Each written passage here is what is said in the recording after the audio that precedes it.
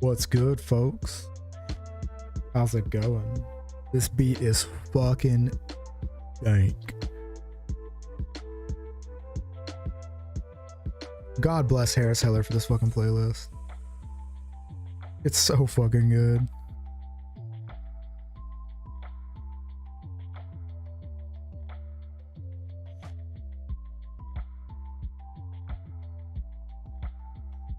Hope y'all are having a good Thursday. Sorry I missed Tuesday.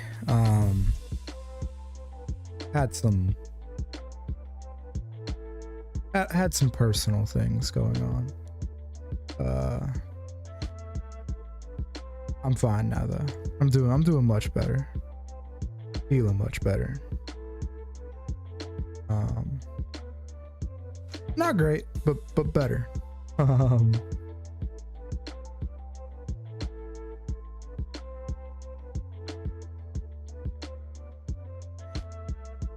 So, hope you guys are doing well. Enjoying this sick ass beat.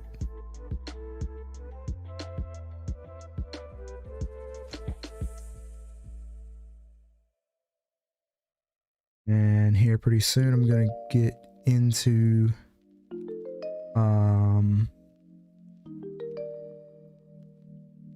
this fight. Hopefully. I know we didn't make it to it last stream when I said I was going to, but you know, easier said than done. So it is what it is. But we're back. We're working on it. Just got out the shower, had a beer after work today. It was nice.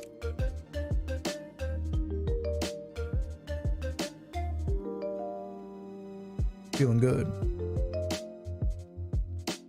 Also, I'm eating a cookie from the Jimmy John's. Make mad good cookies, by the way. I'm sitting here mashing keys on a fucking controller that isn't plugged in.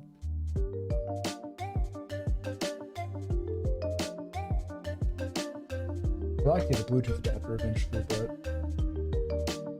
problem with that is I want to activate my PlayStation, and my house is nowhere near big enough. Correction, my tiny ass little apartment is nowhere near big enough for me to not set my PlayStation off trying to connect in here. There we go. I have to reboot Desmume. Give me a second.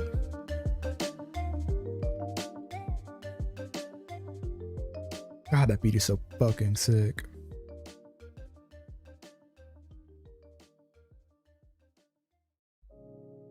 It says Mume, not my emulator file. I mean, my entirely legal things that I use to play video games file.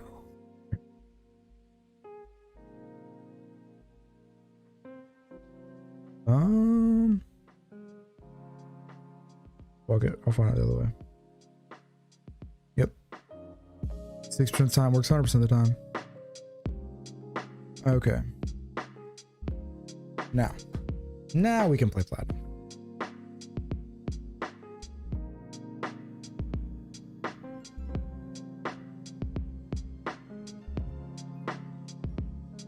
Yo, this intro is goated though. The Gen 4 intro is so good. It's way better than the Gen 1 intro.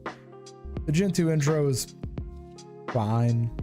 And the Gen 3 intro is also fine. And I'm a Gen 3 shill, so you can trust me on that one.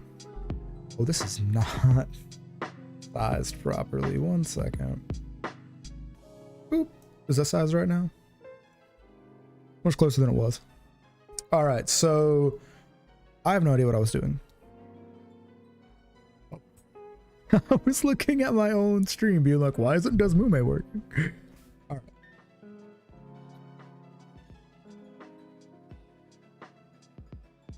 God damn it, Hunting Horn. Why do you troll me every single day you come into my chat? You wanted to play Street Fighter. We played Street Fighter Saturday.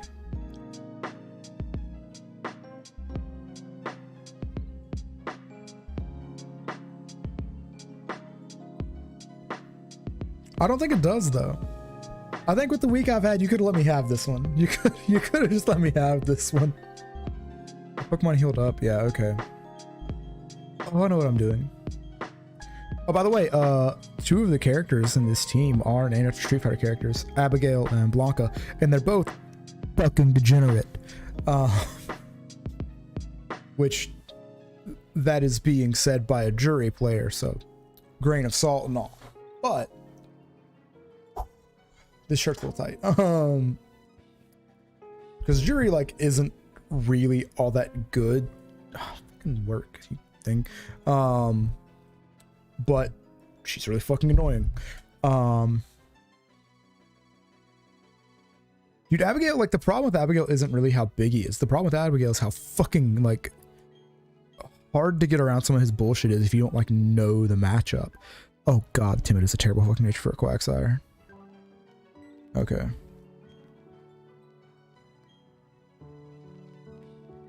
Shit, I thought I had it registered.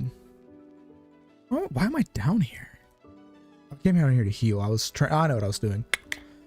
My brain works again.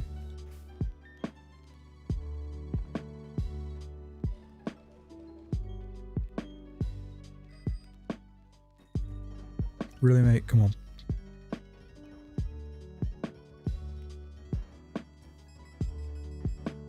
Okay, so I need to go to you first. Get to meter that. Daily. Hey, you missed it. The first song at Tips today was called Taken by the Daily.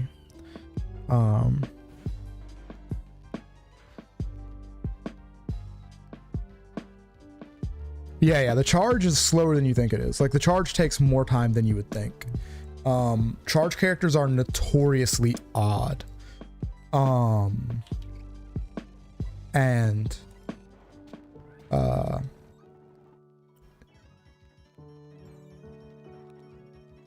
there is no war embossing, so that song bangs, by the way. Like holy shit, that song's so good.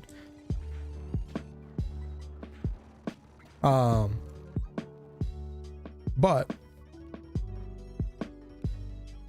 like charge characters are weird, and if you're really gonna main Chun-Li, like it's a thing that's gonna take a while for you to adjust to. But that being said, I think charge is like the hardest like playstyle to learn. So if you like go through the struggle of learning it, I think it'll broaden your ability to play characters in the future.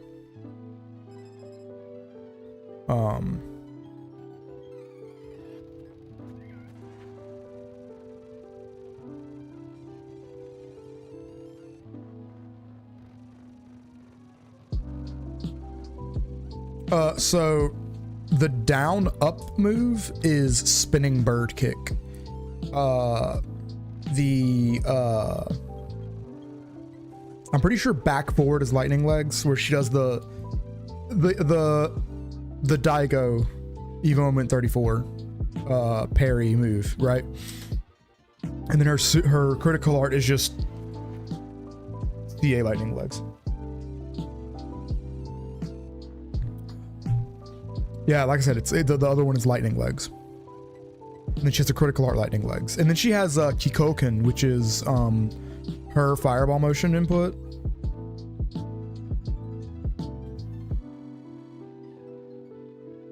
Bios SBK. Spinning bird kick. But yeah, I think you're thinking of lightning legs then. Is it also a charge motion? Is it the back forward charge motion? Oh yeah, you said you're getting forward kick out of it. Yeah. So just remember that like you're not really meant to do lightning legs like raw, right? Lightning legs is too good to do raw. The balancing idea of like inputs isn't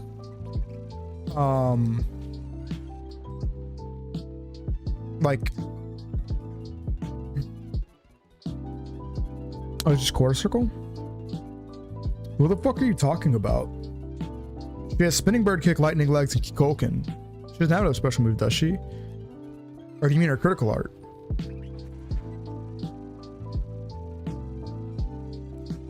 I mean, I don't play Chun-Li, but like I thought she had Kikoken. Dude, can I quit missing? Jesus Christ.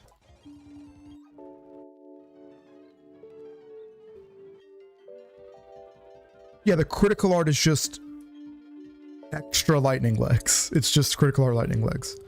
Because Ryu and Ken are the same way. They don't have like a new thing as a critical art. They have critical art Hodoken.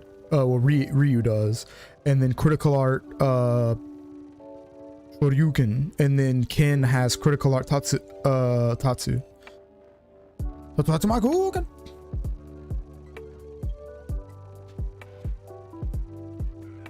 So the way her critical art works is it's a back charge into forward, back button, right? So you only get the charge on the first one. If you charge the second one, it's wrong.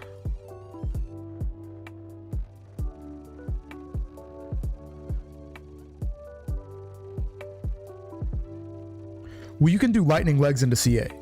If you do like a lightning leg and then do it again, it'll give you critical art.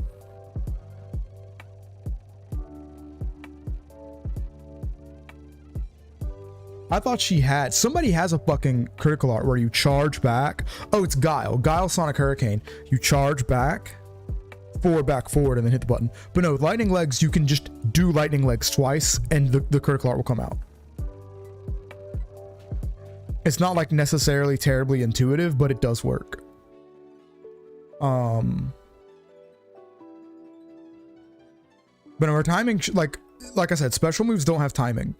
You're just doing the input wrong. In some form, you're doing the input wrong. What you're probably doing is you're not completing your second quarter circle because you don't, like, you think you are, but you aren't. Because it happens all the time to me. Because, like, what? Yeah. So lightning legs, like I said, you can definitely do it because that's how a lot of people do like confirms into it, is they'll cancel lightning legs into critical art. Now it will become pertinent that you can do it raw. Because like raw critical art on wake up is just really dumb powerful. Like it just works too well.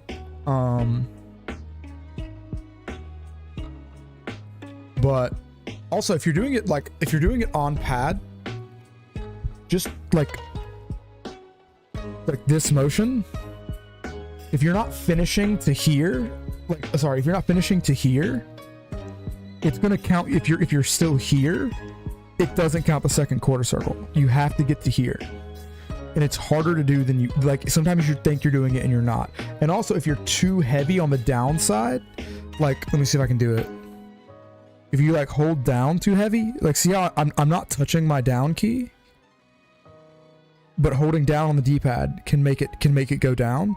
If you're doing that, where like, look, I'm not touching, it can still read it wrong. So you need to be making sure that your touch is light enough that you're not doing that.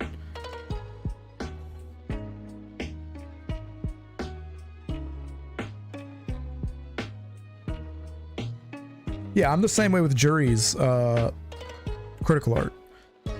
To this day, I fuck it up. Like, I don't fuck it up in practice mode, but I fuck it up in matches all the time.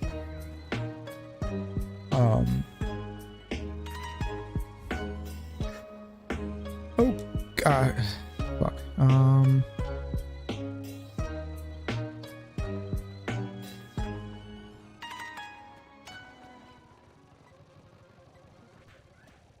All right.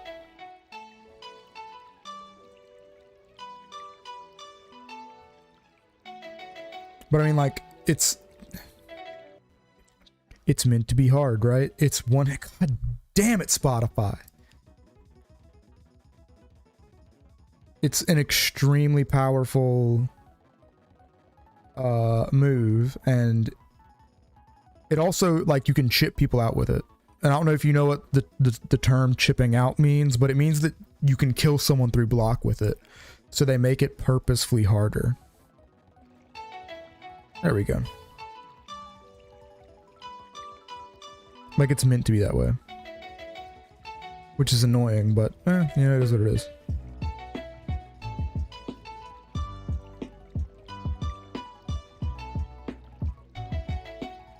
But I mean, like, inputs are there. I need to do something. That's all. Oh, pillows, gross.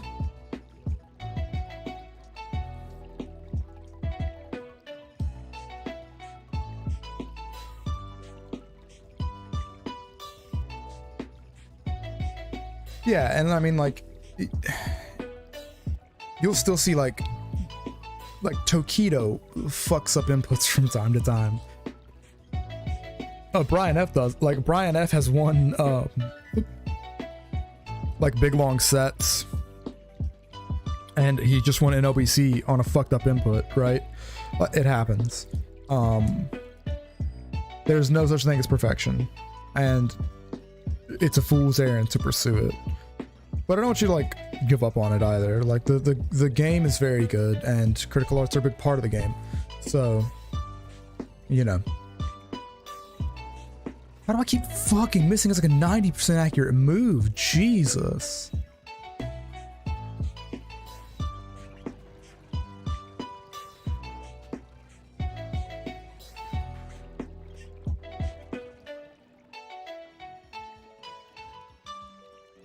I will say there are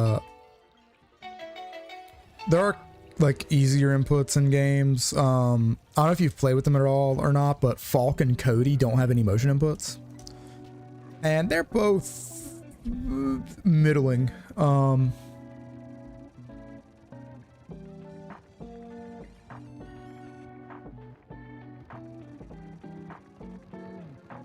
Be using this more often, yeah, because like also something like to think about is that like holding on to critical art is not always a great idea,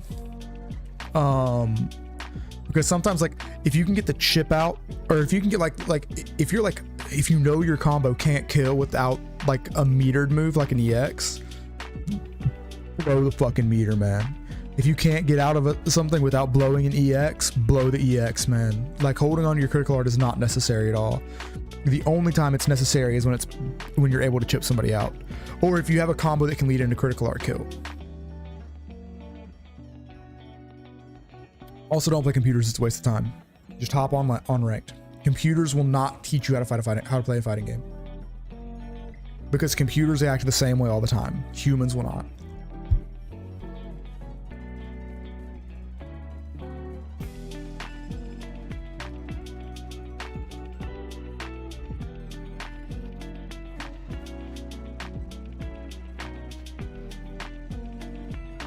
Yeah, like play arcade, yeah, but I'm saying like don't like your training arc should not be in like versus mode. Like if you want to play arcade mode and go through the stories, absolutely, yeah. If you have any interest in like being good at the game, when it comes time for you to like practice and gauge your mettle, CPUs are not how to do it.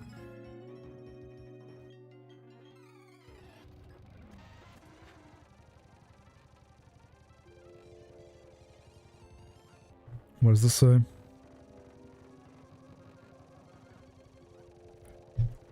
Fuck, icy hot shit breaks me out. Give me a second, gotta go shoot this guy.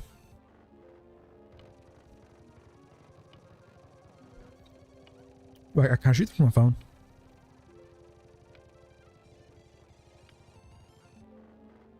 End user.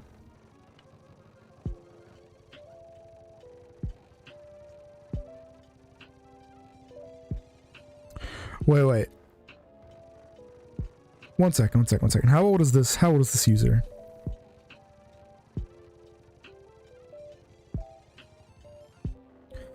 Because that kind of looks like a shit post. Is this a shit post?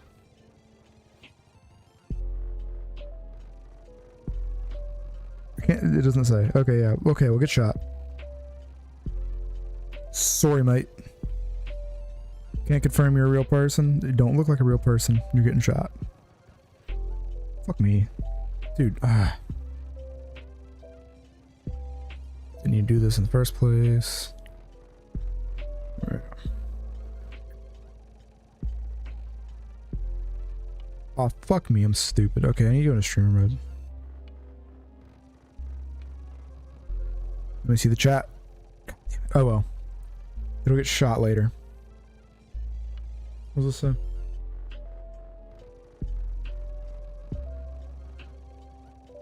Yeah, the difference in my opinion though is that a lot of the times, like, genuinely, like a level 9 CPU is better than like half the people I've played against in Smash Bros. Whereas and it can be the same in Street Fighter because they like cheat, right? Like they have perfect reactions and humans don't. But also, like, you can't cheese a computer out, right? Like a computer knows you're plus, right? A computer knows when you're minus. Because like I do like this thing with Juri where I do heavy legs and a medium legs. And until they punish me for it, I just keep doing it. On block, on hit, I don't fucking care. It's neg on block. It's neg considerably on block. And it can be stuffed by even, I think, a 4-frame jab. People don't know that. So I don't treat them with any respect. I just fuck them up and let them get frame trapped by trying to throw out a big button, because people oftentimes, because a lot of times people will know like, oh, hey, Juri heavy legs is neg. So they'll throw like a sweep out to try to get the crush counter and the knockdown. And it's like, no. It's neg, but it's not 9 frames neg. And you can't do that to a CPU. A CPU is just going to punish it every time. And you can even do things where, like, the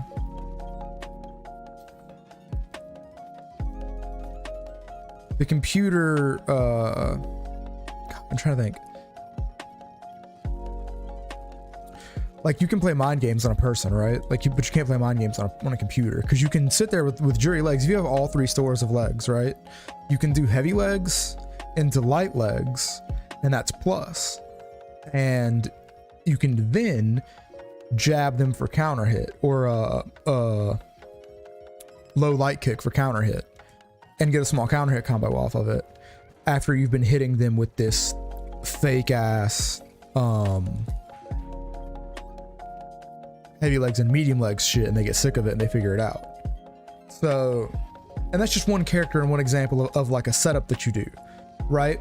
And it doesn't always work.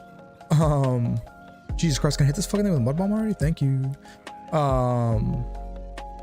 But players, real people, are much less consistent than a CPU, and you need to know how to play mind games, right? Like, that's just like a part of fighting games. So I don't think there's much of any point in like trying to seriously play the game against computers. Because like, and it's something people don't like hearing about fighting games, but I don't give a shit how optimal you are. It doesn't matter. Like, being optimal is so far from genuinely mattering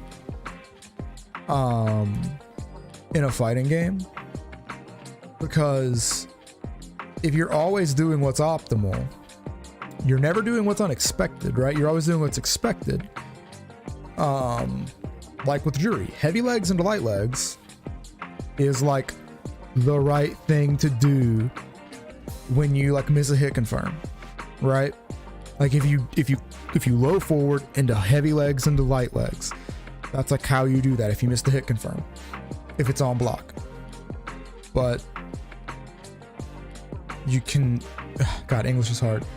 But like, if that's what I'm doing every time, then the guy's just gonna like tick throw me or something.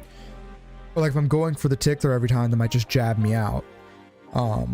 Like you've gotta balance playing like the right way and playing stupid to keep people on their toes so they can't just, you know, always react.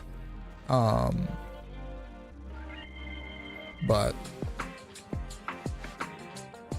That's just how, like, it works, you know?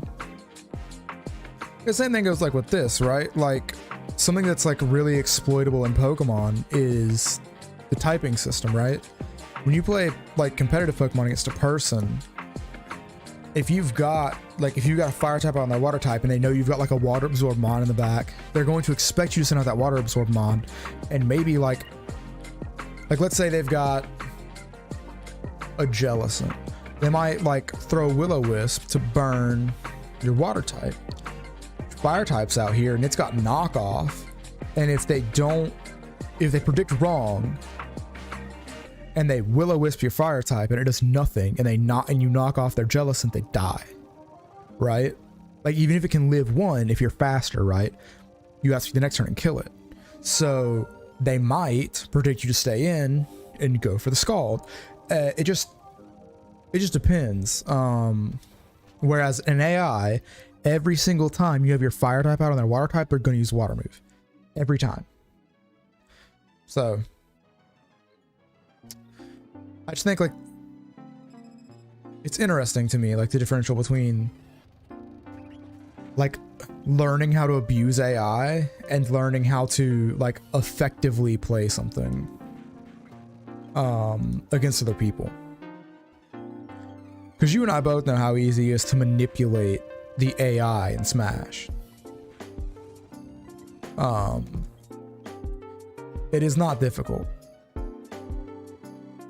And now some people are bots, right?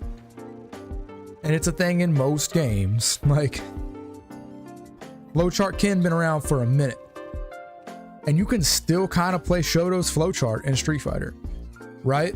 Just throw fireballs till they jump at you, DP. They jump at you before you throw a fireball, DP. If they jump at you and you've got meter, EXDP. Like, it just... If they start walking blocking, run up and grab them, right? Like, you can play that way. Like, you can do that. It's an entirely functional way to play a fighting game. I would liken that to playing, like, just like going and seeing what's the best 3-type core I can build that covers everything in, like, it's like building like a Toxapex Skarmory Blissey team, right? Like, right, that's what I'm saying, right? Like, no offense, if that's genuinely how you play Street Fighter, you're a bot, right? If you're just kicks go burr, you're a bot, right? You're not like considering what your opponent's gonna do. And it works against some people, right? Some people have no idea how to deal with medium legs. If I remember correctly, medium legs is plus, and you can medium legs into light legs all day long and frame trap people, right? You can just go burr on people and it works, right? Like, you can unga bunga people. Although Chun-Li is traditionally played heavily defensive, like very, very defensive. Like lots of standing back and like stand light kick anti-airs, crouch heavy punch anti-airs, EX spinning bird kick anti-airs. Like, it's just how she's normally played. But you can play her super offensive because she has like a really good strike grab mix up. Shit, didn't mean to do that. But like, she's a super interesting character. And also, like, you know, you say how legs go burr, but if you play it against another person, you wouldn't actually be thinking that. I mean, you might. I don't think so, though. I've played enough like other games with you to think that you probably don't actually think like that. But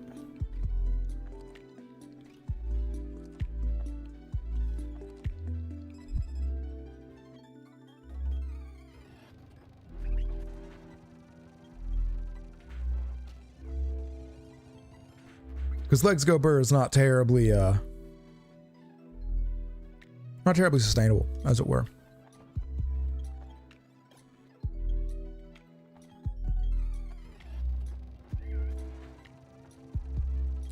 Although she does have some fantastic buttons. If I remember correctly, like standing heavy kick is just a really good button. I think her low forward's really good too, if I remember correctly. But I don't know. I really like the minutia of like 1v1 competitive video games.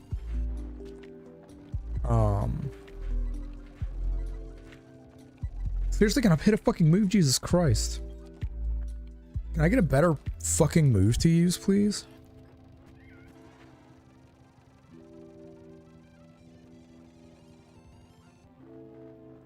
One thing about Street Fighter is that you don't need to know like a set reaction to something, right? It's just like, oh, somebody jumped. What button do I hit when somebody jumps at me? And then you just experiment with the buttons and then you figure it out. I mean, obviously, you know, if every man had to build his own telescope, we would be nowhere in the field of astronomy, right? Same thing with fighting games. If every man had to build his own combos and his own anti-airs, there would be no such thing as the fighting game community. And there is no shame in being like, what are Chun-Li's good anti-airs? What is Chun-Li's best whiff punish button? Like, there's no shame in that. Because all it does is save you experimenting time in the lab. Now, learning how to time all that shit is still on you, but it's easy enough to look up. Which I think they've recently nerfed that her standing light kick is like what was an extremely good anti-air. Like a dumb good anti-air. Because it kind of hit everywhere, which is dumb. Like it anti-aired from like way too many places. But she's still an extremely good character. And what can I say? EX spinning bird kick, good move. It's a very good get off me tool.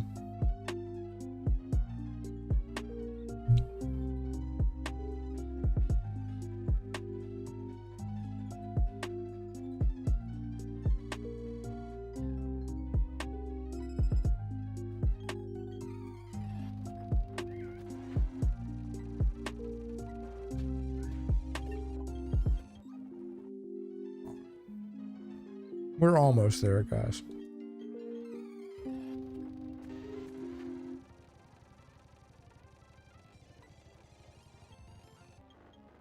You would like the new gear.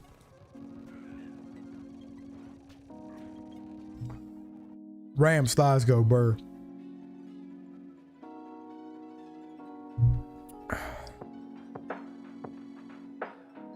Also, praise Daisuke for chocolate waifu. God damn, I love Ram.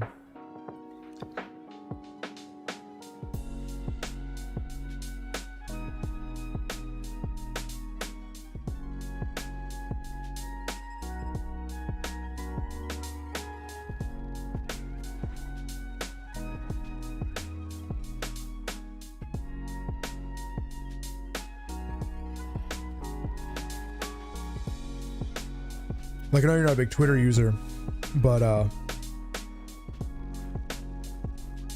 congratulations to Guilty Gear for being the only series with Ram Lethal Valentine.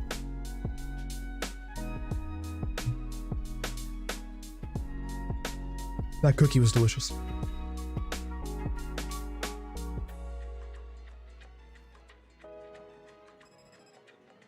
Boo.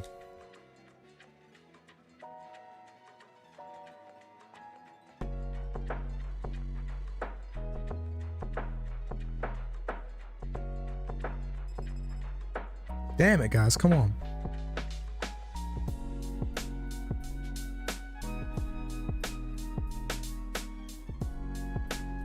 Which I think it's very funny that like people always talk about, what the fuck? About Juri being like the foot fetish character. When her abs and thighs are just magnifique. Dude, stop missing fucking Mud Bomb. Jesus.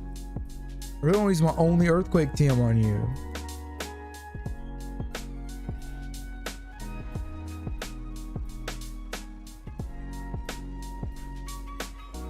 Damn, he had a mag 10. That's some bullshit.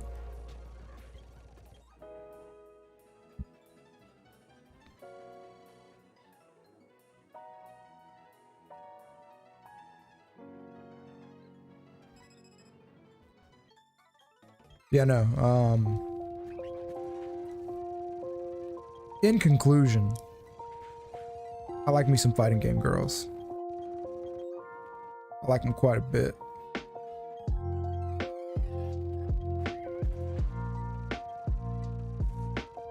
Stop missing moves. Jesus Christ, dude.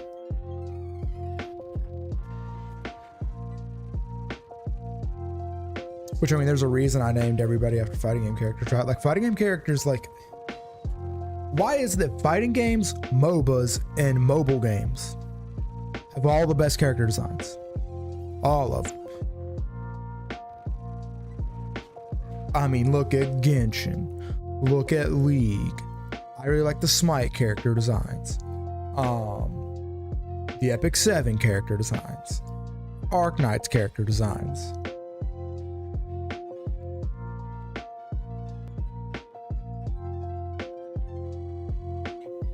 All good, Hunting Horn. Have a good one. Thank you for stopping by. Appreciate the view and the conversation. But I am going to continue down this line of thought because I'm on it now. But like so many fighting games, so many fucking great character designs, and like, yes, hot ass waifus, right? Because that's part of what we're talking about. Because like, I play fucking Jurihan and Ram Lethal. Like, there's an alternative mode, an ulterior motive there, you know? I'm not gonna sit here and play fucking coy about it. But what's Mud Bomb? Is it? It's yeah, fuck it. But also, like, I think Urian's a fucking sick design. I think Urian's a really sick design. I think Akuma has a super sick design. I mean, talking about League, like, yes, Ari, obviously, right? We all get it. We all get it, right? But also, like, Teemo's a cute little rat dude, right? Like, he's adorable. And then, like, Epic 7, like, Charles got mad daddy vibes, right? Like, he just does. All right, don't at me. Then also, like, that Spectre Sneepier skin, dope.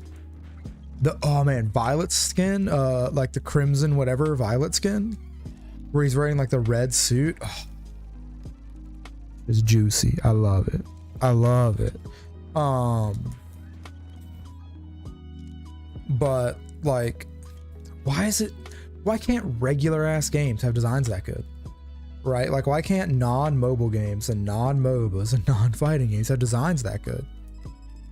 And I think like one of the really interesting things about fighting games in particular is the way like characters are oftentimes designed around their play styles, right?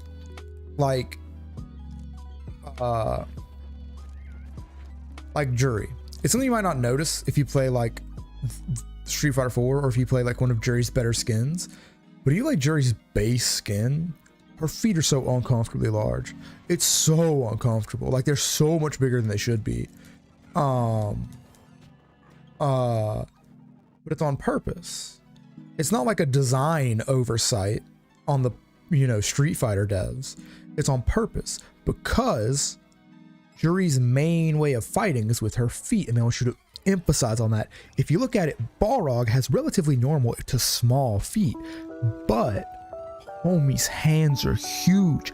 Even his skins are wearing the boxing gloves, his hands are gigantic. They're gigantic. I can't learn Ancient Power. Oh man, this is... Oh wait, I don't need the on anymore. Yeah, I can forget that. So big. Why? Because Balrog is one of the only characters with no kicks in the game. There are no kicks in Balrog's kit. Zero kicks in Balrog's kit. And they want you to understand that just by looking at him. And you do, because like you never like, dude, you can't tell me what Balrog's fucking feet look like, what shoes he wears, how big his feet. You can't tell me. And the only reason you can tell me how, like, what Juri's hands look like is because you're all perverts like me. right? Like there's just, it's just how that works.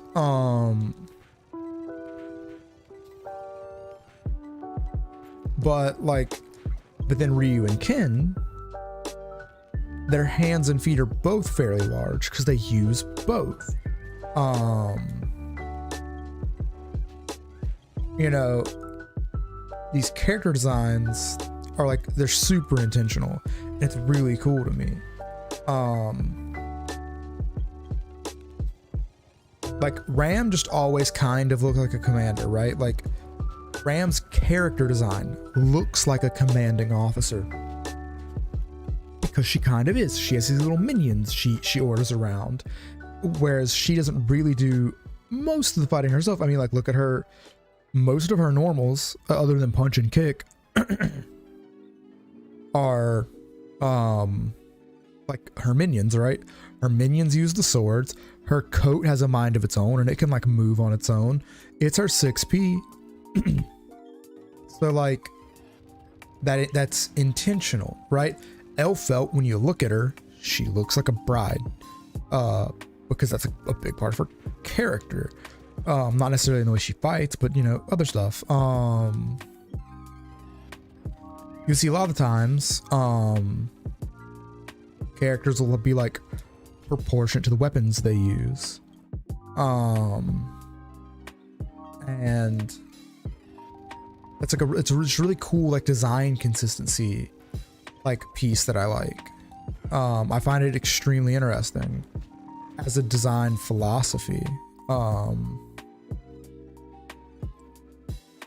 But I think that's enough gushing about fighting character designs. Something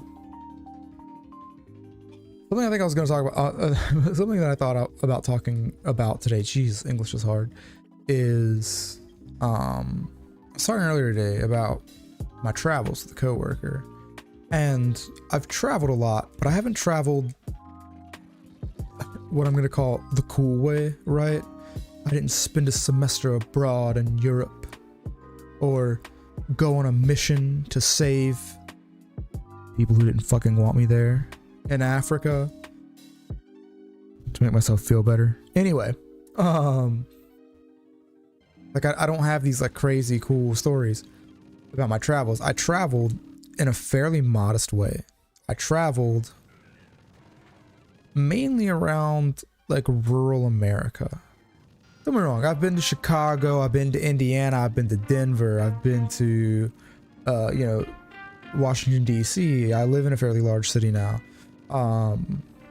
But what I'm talking about is like my travels. I traveled doing agricultural work. So, like, I drove down a road in Minnesota that is just 14 miles of Riverside Road. And it was beautiful, and it was such a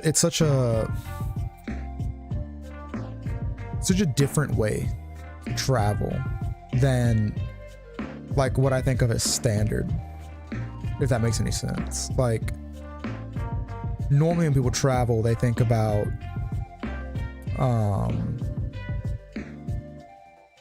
English is hard. They think about like, or people think about travel, right? They think about like going to big cities and seeing sights and going to like these tourist areas. Like I said, I've done that.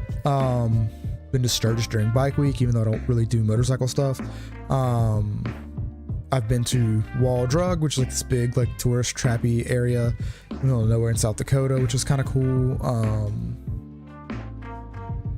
went to go see Rushmore during Bike Week, but that fucking chance of that.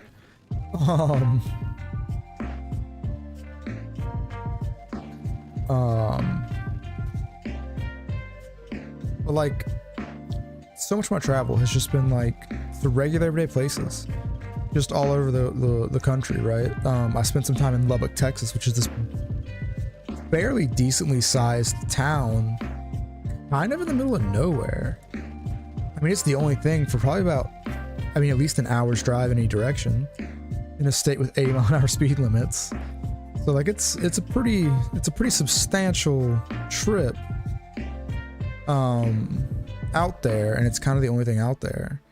I lived in a small town in Wisconsin for a while, It was an interesting place to be.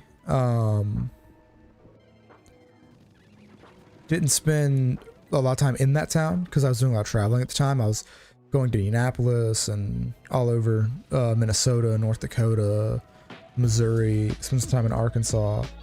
Like, my travels are so much more mundane than other people who like have traveled a lot. And on the one hand, I think it's like almost a more interesting story to tell about like these weird everyday, like, to use a turn of phrase I'm not huge on, this very like Americana experience of travel.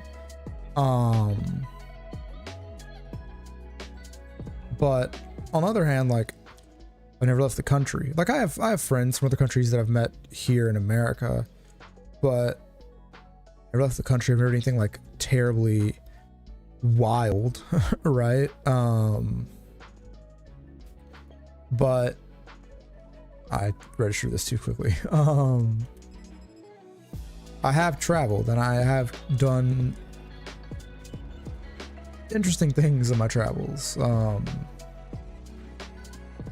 You know, I've driven through Chicago at midnight, which is a really cool experience for somebody who grew up in the middle of nowhere like me. Look, I mean, I live in the Southeast, right? The biggest cities we have are Charlotte and Atlanta, right? And so you get down into Florida, and no one should go to Florida. I'm sorry, Florida. And even then, like Miami, like southeastern cities, if you've never traveled, right? If you're from like a New York or Chicago, those cities are very clustered, very high rise, very glow in the dark. Southeastern cities aren't like that. Atlanta kinda is, like, there's pieces of Charlotte that are, but these cities sprawl more, right? Like Atlanta has like central Atlanta, which is like kind of reminiscent of a more standard, I'm just gonna have to call this good enough. I'm tired of doing this grinding.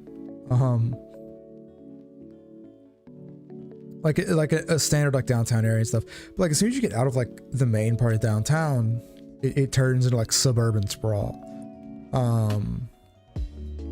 Which not a big fan of. Charlotte has like a small downtown area, just like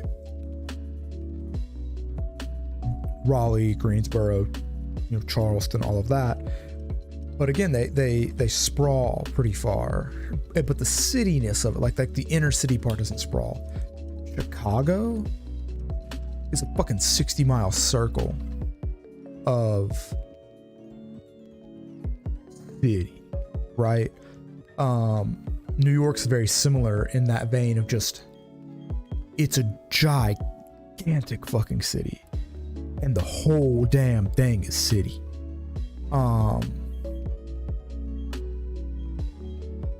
Yeah, I don't need to grind more shit.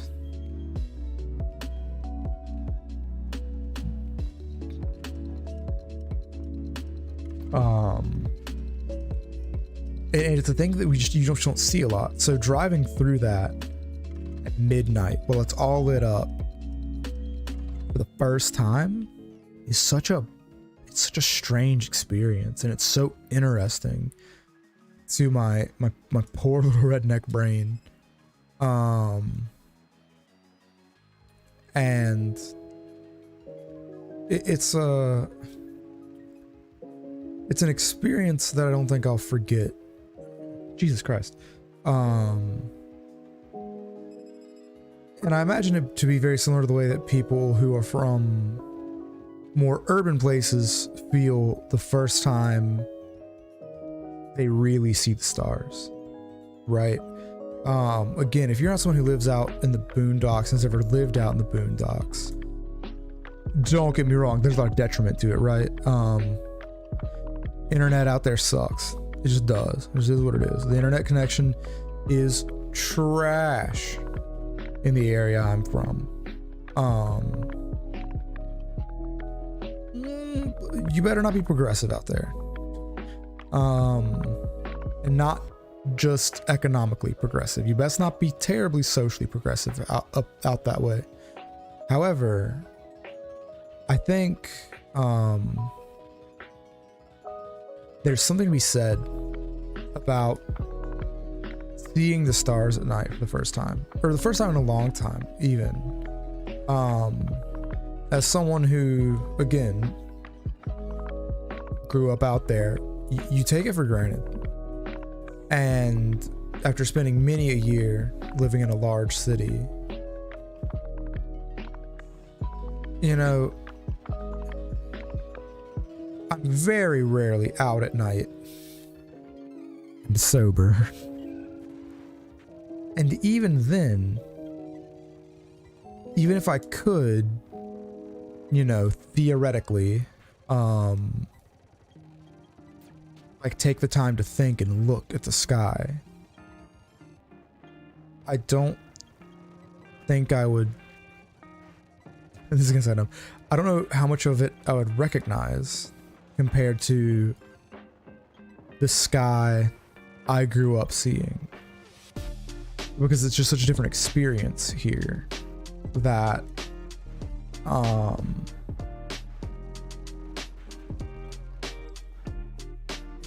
you're just used to being able to see the stars where I'm from, and they don't exist here. Back to my point, I feel like it's a very similar feeling when you're someone who's from a city, or when you're from, like, when you're from a city, you probably miss the lights, right? Like the night sky lights, almost as much as I miss stars. And I know I personally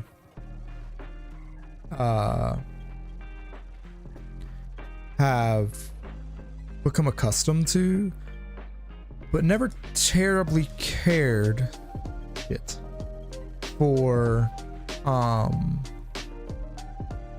like city noise, right? Cars, motorcycles, ambulances, that kind of shit, all like being fucking loud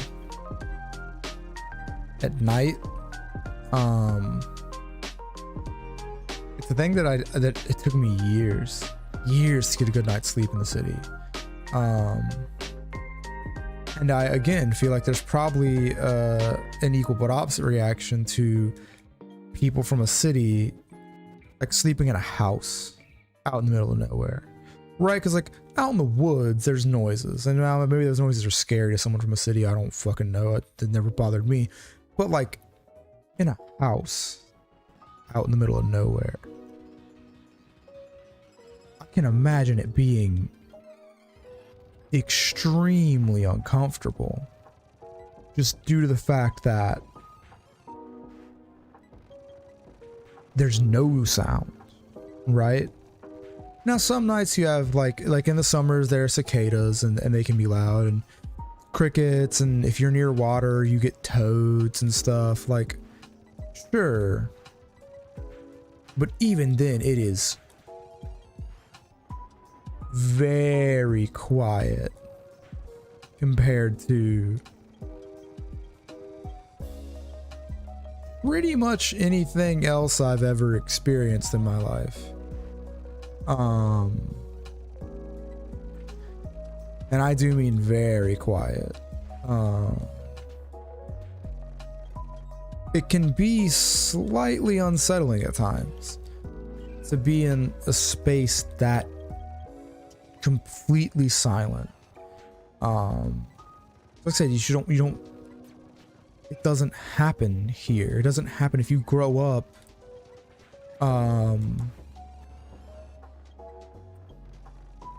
you know, in a city or somewhere, you know, similar.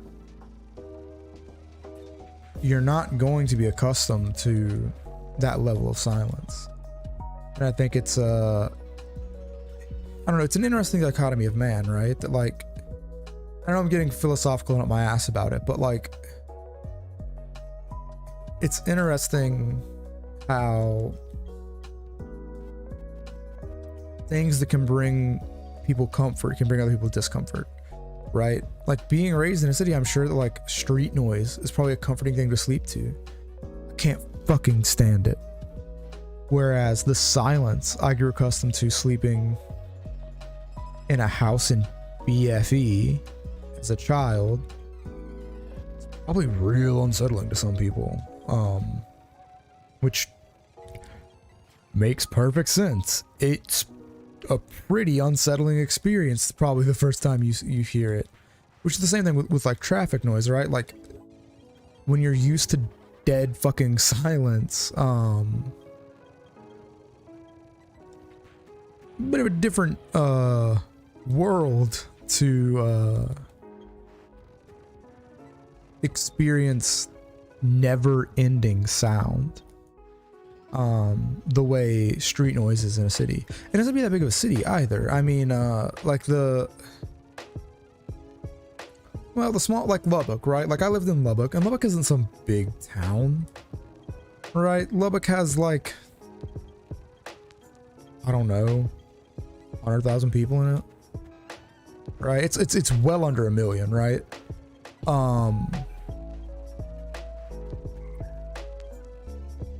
So my brain stopped working. Like, but even there's too much road noise for my comfort level. Like, I'm uncomfortable with the amount of road noise in a town that small. I couldn't imagine the way someone from, say, a New York City feels in my tiny little shit town at night. Nothing. When they like, oh man, I got the fucking Omni boost and it's useless. Ooh. Like trying to like sleep in that dead fucking silence. Or like, you know, another thing that's personally a problem for me is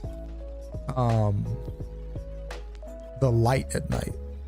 I'm not used to there being so much light. Which part of that's I slept with blackout curtains for a large part of my like early high school years.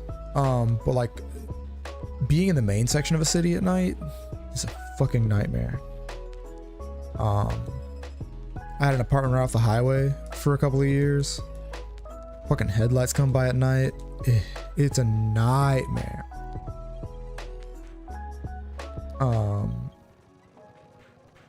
But it's just one of those things, right? Like, it's the thing you have to adjust to.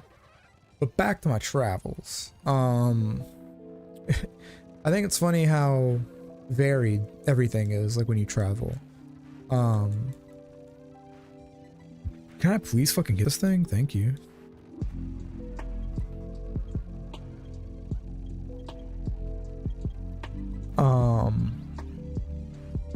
But, like, to go from a mid-level hotel in, say, Indianapolis to the nicest hotel in many small towns in Indiana or in Montana or in North Dakota, like, it's an awakening. And it's not very polite. It's pretty rough. It's a pretty rough awakening. And it's just so interesting to see for me. Motherfucker. Ooh, that is not good. Are you kidding? Oh, he's fucking inner focus. Shit. Okay. But like, and some towns like only have like one little shit motel, and you just stay in it because you have to, because it's midnight and you're tired and you got to get up in the morning and go back to work. I just think it's like a very interesting like way to have been, right? Like, sure, I've never flown over the ocean, but I've driven through the Ozarks. as well as a lot of the Rockies, most of the Appalachia, right? The Appalachian Mountain Range, and it is Appalachian. I'm from there. It's Appalachian. Fuck off. I don't care if you Yankees say Appalachian. Fuck off. It's Appalachian. That's how the school is said. That's how the mountain range is said. Everywhere in the South. But like I've been through all these like really weird small parts of the world, and I've experienced like southern small town life and western small town life and midwestern small town life. Because Texas ain't the South. Like, I don't mean to upset any Texans in the chat. I mean, you got the Omnibus, this motherfucker. But Texas is not like southern the way other like actually southern places are southern, if that makes any sense. Like, it has its own culture. Like, the Tex-Mex culture is very different from like a stereotypical southern experience. It just the way they do food, the way they do particular things like barbecue, sweet tea, and the culture just isn't, I don't know to put it, it's not the same. It's a very different cultural experience.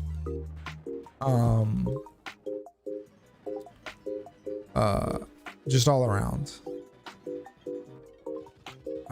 And it's interesting to me that people consider them the same. I think it's kind of like being like if you're from Chicago and people were like, hey, aren't Detroit and Chicago like kind of the same city? And you're like, no. Like, oh, aren't the Midwest and like the Dakotas the same? No, they're not. The same way Texas and the rest of the South are not terribly similar. But you know, people think about things, I guess. And I think it's like, because like if you've been in like parts of Texas, yes, parts of Texas seem very similar to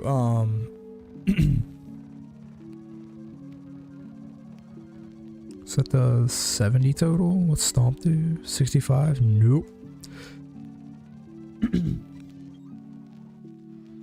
But like, I was like, oh, like Texas is such a big state that it having like one culture doesn't make any sense, right? I think it's the reason like SoCal and NorCal are considered so different, right? Because they're so far apart and they're kind of separated by like a vast expanse of not a lot.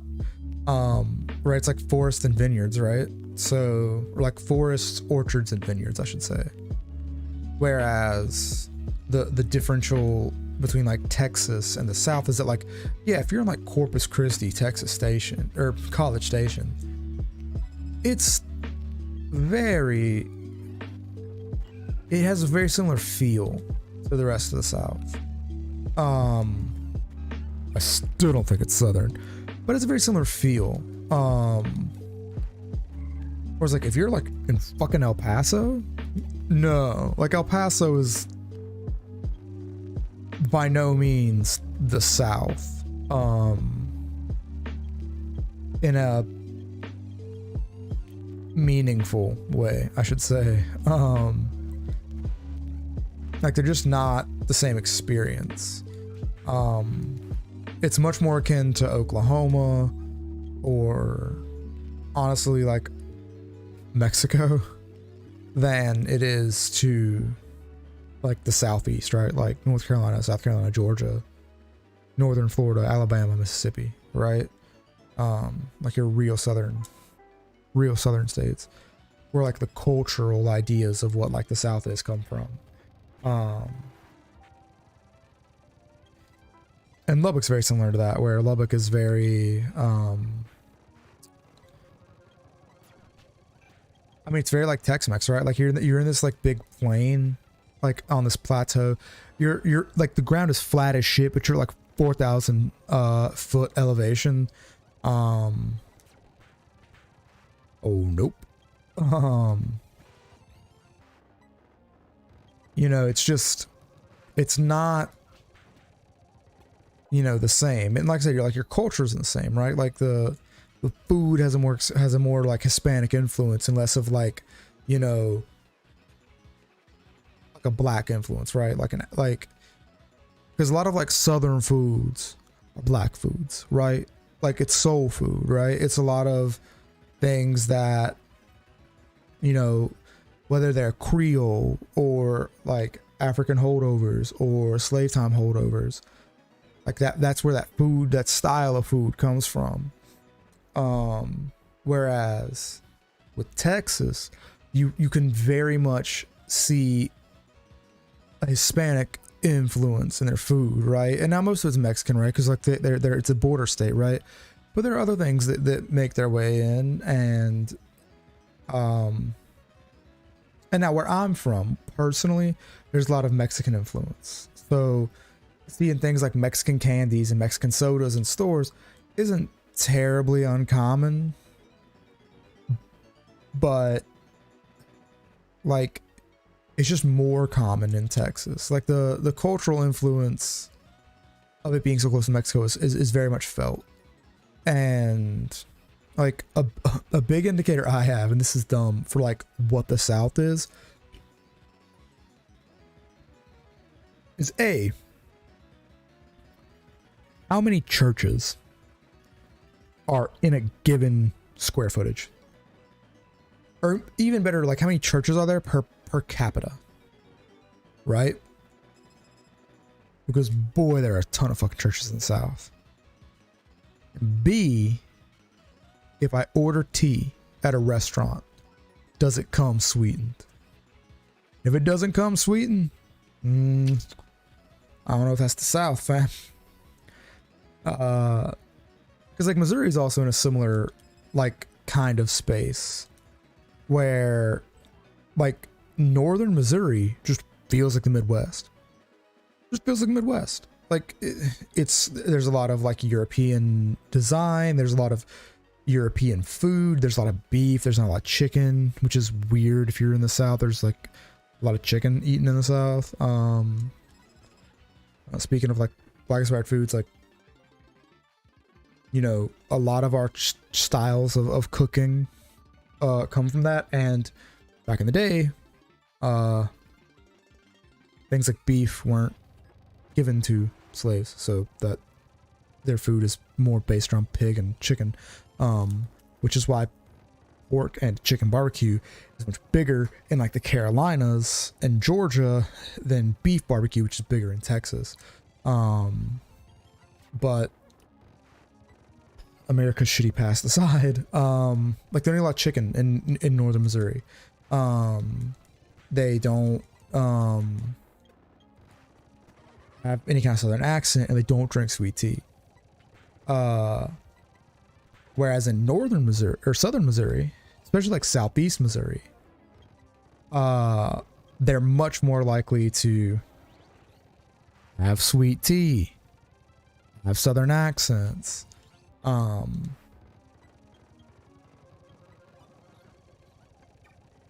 Jesus Christ.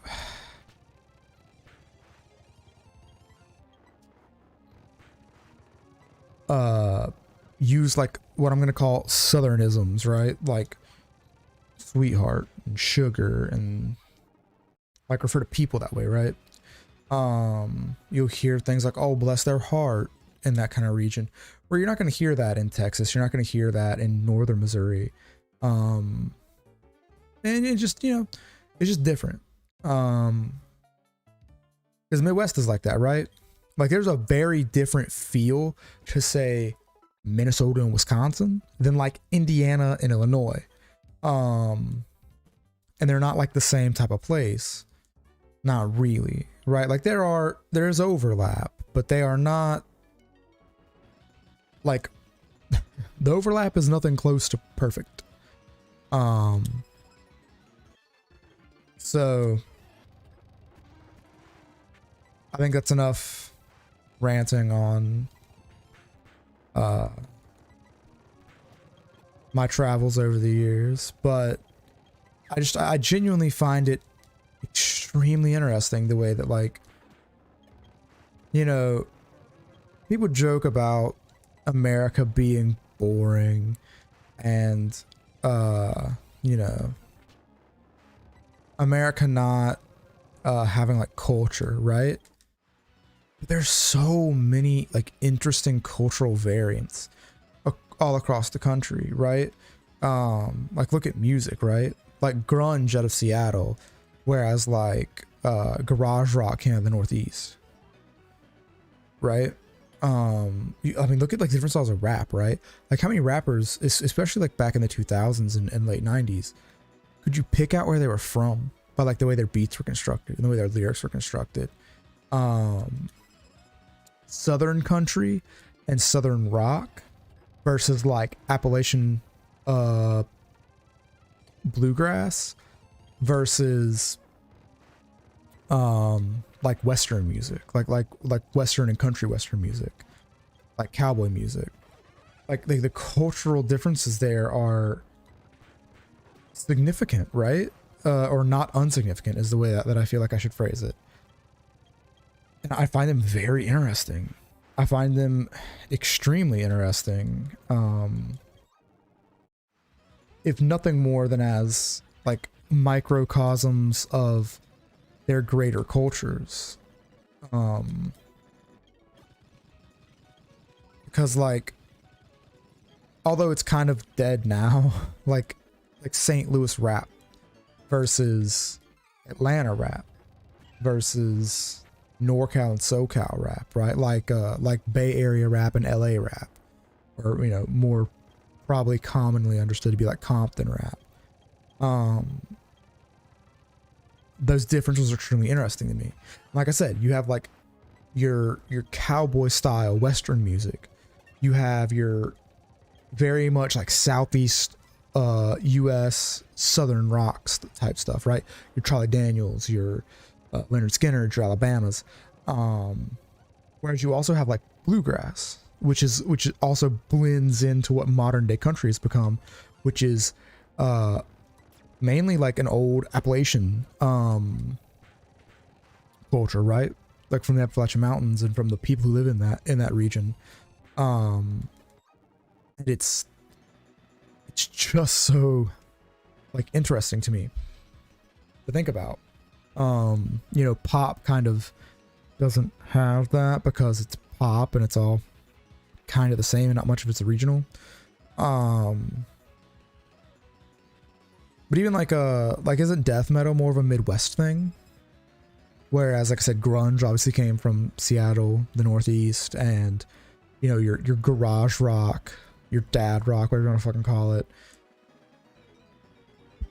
A lot of that's from like the northeastern part, like New England in that area. And like your foods, right? Like you have, again, like I said, you have your very obviously like Mexican, Hispanic inspired foods. In Texas, you have your Creole, like Cajun foods.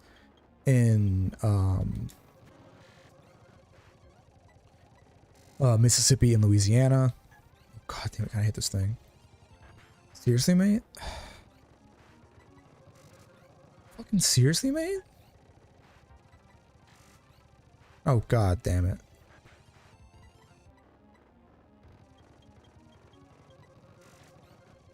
Jesus Christ. You have food traditions that are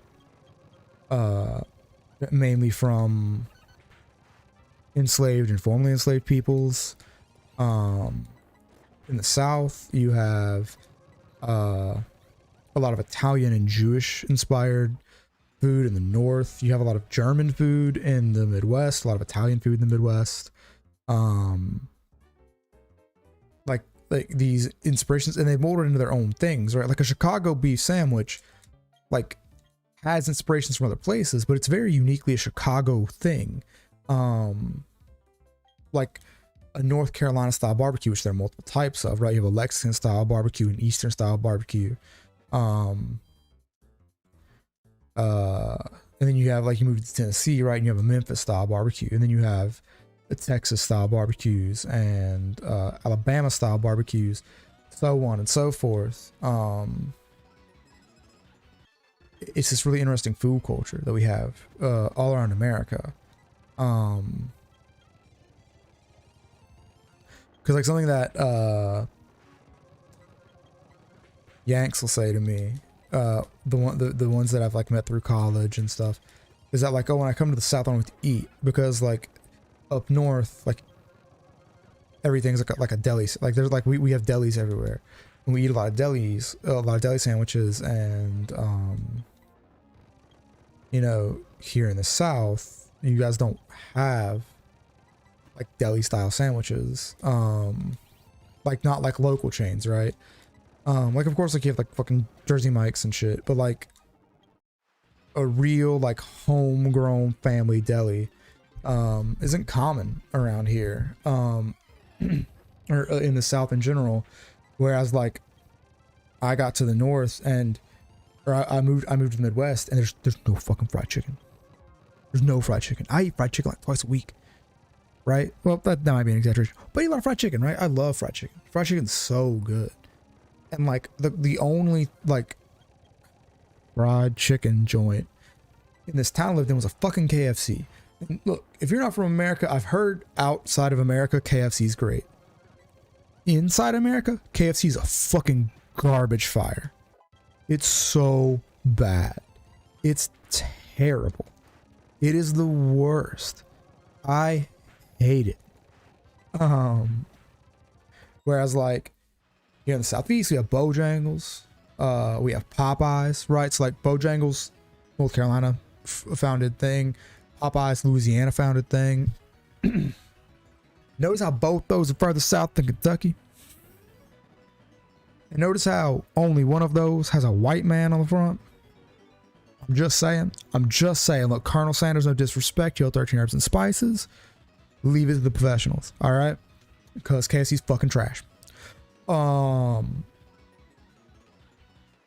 There's not much good Mexican food or Asian food in the Midwest either, from my experience. I guess it's because, like, there's less, like, people moving there from other countries. And obviously, like, you know, you're so far away from Mexico, and there's not a lot of like H-2A workers in that area. H-2A workers are it's like a program for immigrant labor that we use in the U.S. And I'm from a place with a lot of tobacco, a lot of like vegetable crops that need to be hand picked. This might be something that I shouldn't say on stream, but look, white American teenagers aren't gonna do that fucking work. They're just not. They're not. So we have to bring in workers from Mexico, right? It's just this is how it is. Them's the facts. And so, like, you know, where I grew up, we got a lot of tobacco. There's a million Mexican restaurants, and they're all fucking good, right? And then, you know, being a coastal state, we have a lot of people from other places, right? A lot of our restaurants around where I live are Greek. And not necessarily Greek food, just owned by Greek families. And I mean, like, first and second generation Greek families, right? Like, immigrated or child of an immigrant Greek families own a lot of the restaurants around where I'm from. And the Greek food fucking slaps, man. And then, like I said, we have like pretty good Asian food here. But then, like, I moved to this town in the Northwest, or in the Midwest, and the gyros are fucking delicious.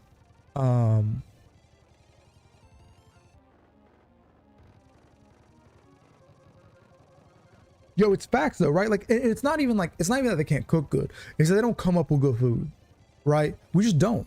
Which look, I am majorly white. I'm a lot darker than most white people, right? This lighting's bad, but still, I'm much darker than most white people. But I'm majorly white. White people can't fucking cook. They can't fucking do it. Like I said, Colonel Sanders and his fucking 13 herbs and spices can fucking get bent. It's terrible. It's awful. Which now I will say, the worst, and I mean the worst American white people food is better than British white people food. And you can tell him I fucking said it. Motherfucker, stop doing that. I'm trying to avoid that. I have to take the EXP share off of him. Nah. I'm sorry, fam. That's a bad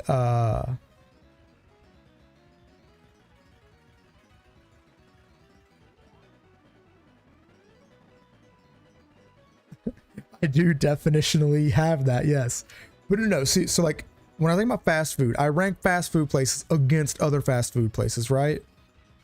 Bojangles has better fried chicken and Popeyes has way fucking better fried chicken, right?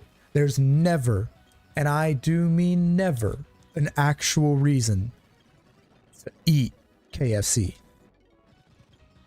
You should never eat KFC.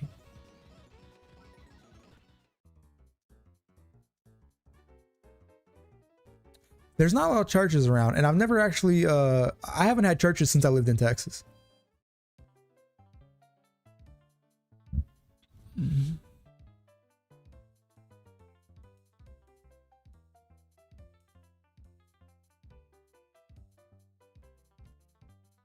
What? Nah, KFC's trash, man. My problem with KFC is that, so KFC has the same problem that I think Hardee's has, where their food isn't that, like, it's not consistent, right? And the best KFC fried chicken, it's pretty mid. Like, it's extremely mid. Whereas, like, yeah, I genuinely think that Bojangles fried chicken is also pretty mid, but it's not like offensively mid. And the thing is, the worst Bojangles fried chicken is yeah,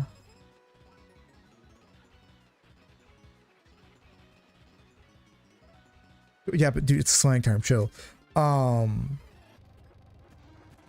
like the worst Bojangles fried chicken I've ever had is better than average KFC fried chicken, in my opinion. And the thing is, KFC fried chicken is so often cooked wrong that I don't care how fucking good you think, because I personally don't like the herbs and spices. I don't think it's a good blend. I think it's too fucking peppery, and I think the breading is too thick. You can disagree with that. You are entitled to disagree with that.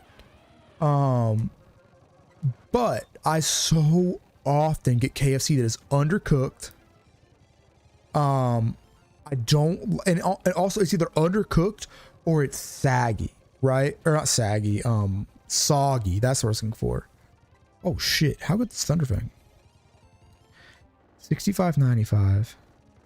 Is it just worse than Spark? It may cause a flinch. No, why the fuck would I learn this?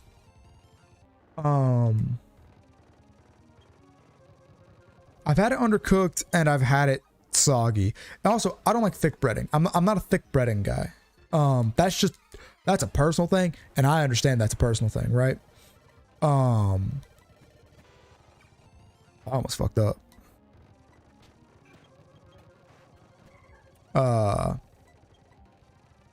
But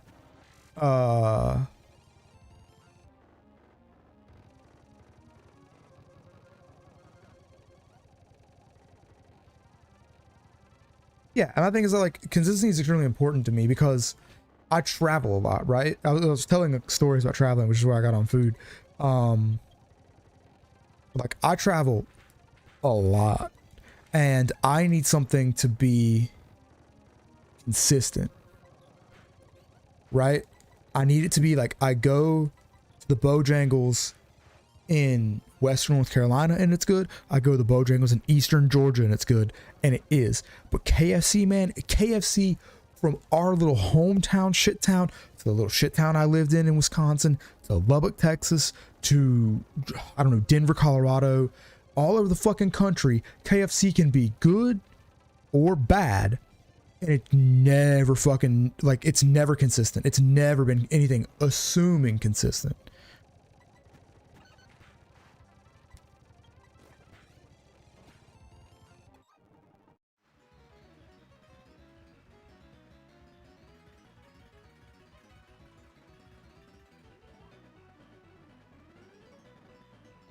Overspiced. Nah.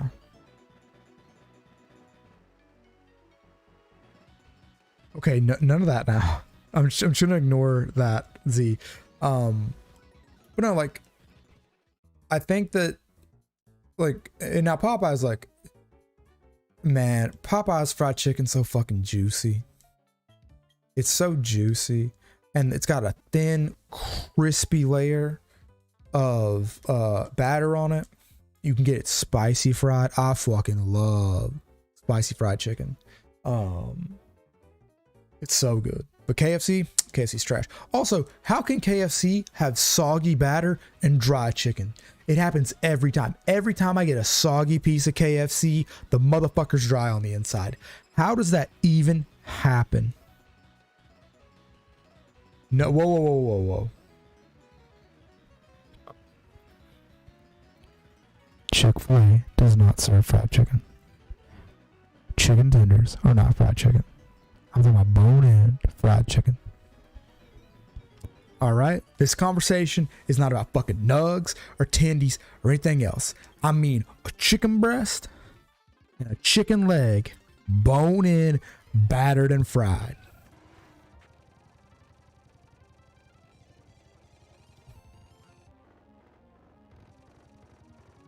Chick-fil-A doesn't serve fried chicken. They don't serve what I'm talking about when I'm talking about fried chicken. I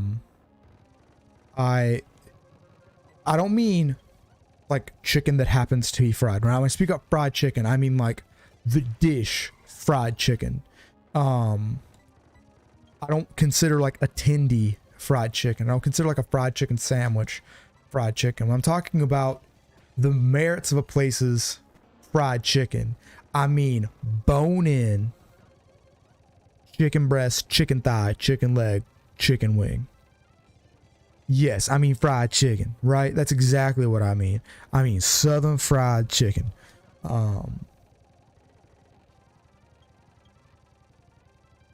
Not chicken fried chicken, but now chicken fried chicken's good, but it's a different conversation.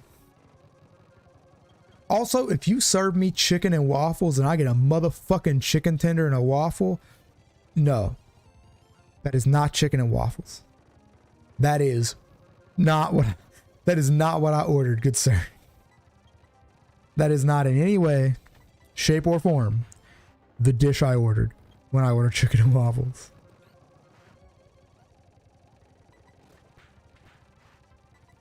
Bro, the fuck you mean, look, man, look. You want to get timed out?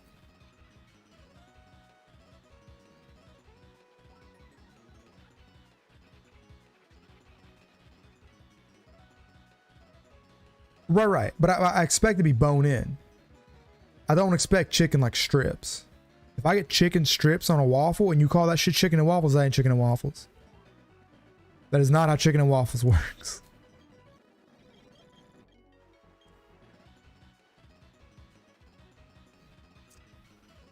Coward. Look, now if it's a whole breast, that's a little better, right? But like strips, nah.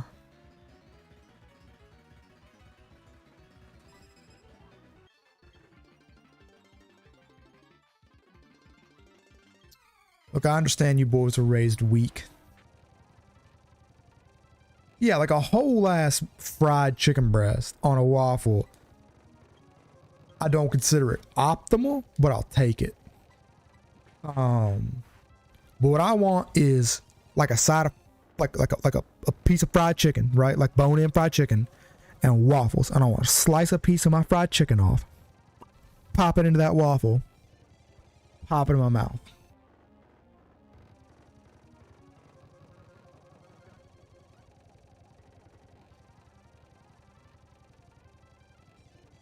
Nashville fried chicken? No. That sounds fucking wretched. That sounds awful. You call me a caveman? Why would I want a thickly breaded, spiced piece of chicken? On my thick bread, I'm gonna soak in sugar.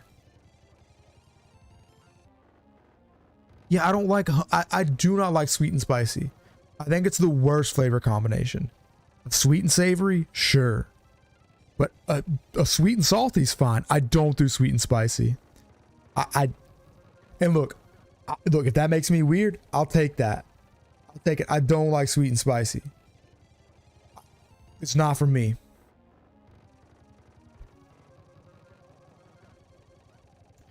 Yeah, and to me, like, see, because my thing with fried chicken is already sweet and savory, right? It's already a double whammy. You're already getting like this umami from the fried chicken and this hyper sugar sweet waffle and syrup. And that's already a lot of flavor. And then on top of that, you make it spicy?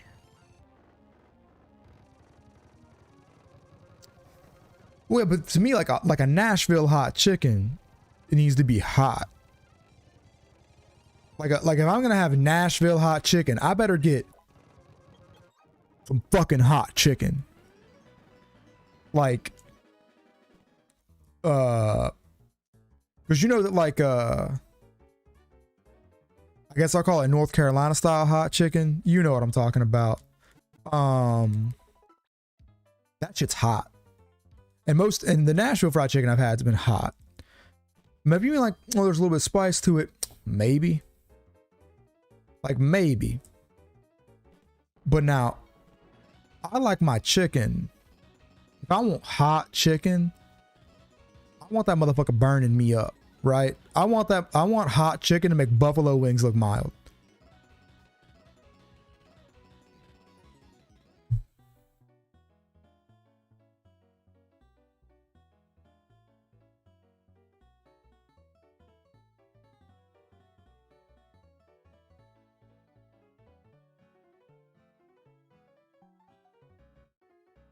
Yeah. I mean, like, well, it depends on the buffalo wing, right? I'm not talking about like a Pizza Hut buffalo wing. I mean, like a, like a good spicy buffalo wing. I'm a spicy food connoisseur. Oh my god, dude, I had the best fucking red curry the other day. It was so fucking good.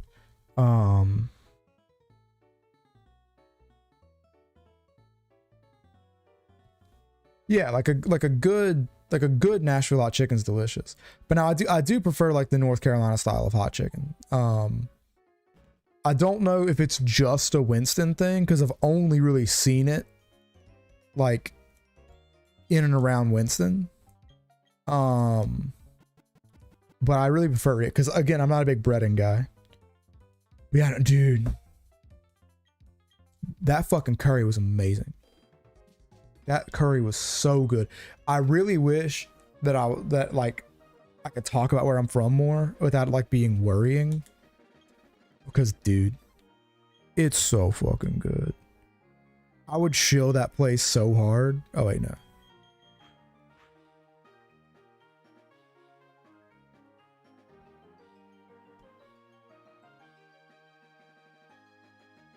See, I don't. For one, like, really heavy breading fucks my stomach up. Which, if that makes me bitch made, that makes me bitch made. Like, really heavy breading fucks my stomach up. And for two, I just don't particularly care for like the majority of the flavor of my food to not be my food, but to be like the thing on top of my food. It's kind of like again, when you grow up and you stop just dumping fucking dressing on a salad. Because like you're a grown person now and you understand that like there's a flavor balance to be had there. Like that's kind of my thing.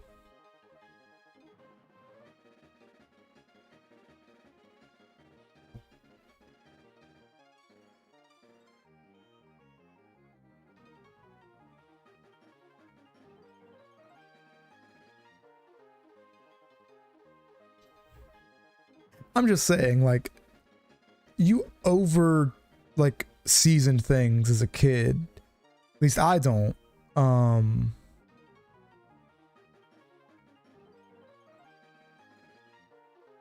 Z does look like he eats ass. Alright. This team is a level 2 low, but I don't care.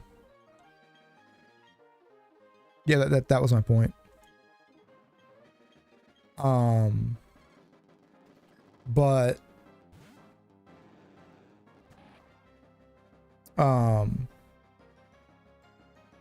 no, like Curry is fucking bomb, dude. I wish I could shut that place out. Kill, fuck. Oh, that paralyze is beautiful. That's not gonna do anything. I'm so entirely not worried about that. Yeah. And then sparked for the kill. All right, now we go. So this is the plan that I have. We go to Quagsire. Because I don't know if he's going to do an earth attack or... Yeah, see, he did ground move, right? Now, we stick around and we yawn. Okay, he yawned me. Which is fine. I don't need this thing after this fight. So this turn, I don't know what he's planning on doing. I'm just going to mud shot. He's going to water pulse me, heal me back up to full.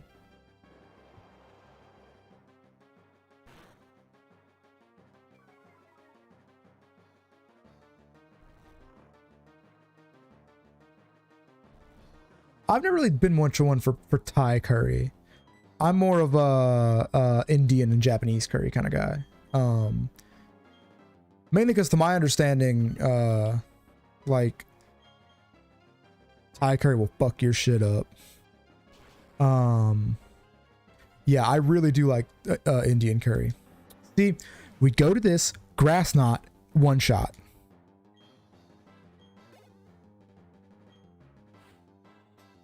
Now the float will comes in.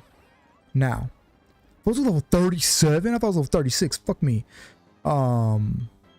We have options here. The easiest one is to burn off a turn of sleep.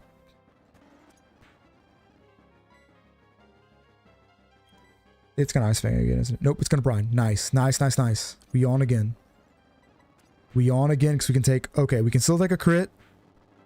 Okay, we can no longer take a crit. We go to Ragna. We confuse Ray. We go back to Quag. Absorb all the HP. Yawn again. Go back to Ragna. Eat the crunch. We got a defense drop. It's asleep. We go into Batman. We just start wing attacking. You got a berry? Oh my god, I barely lived. Holy shit. Okay. Alright.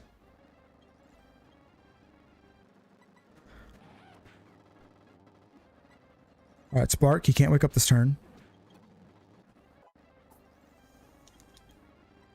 No death, crash, or wake, boys. No death, crash, or wake.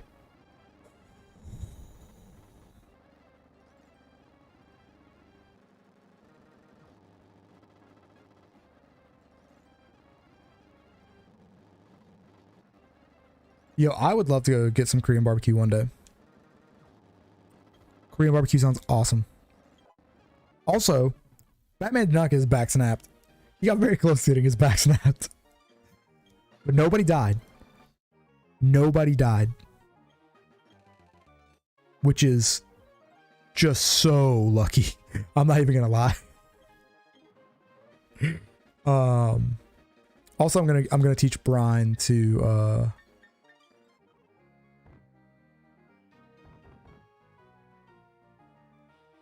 Yo, KD, look who showed up.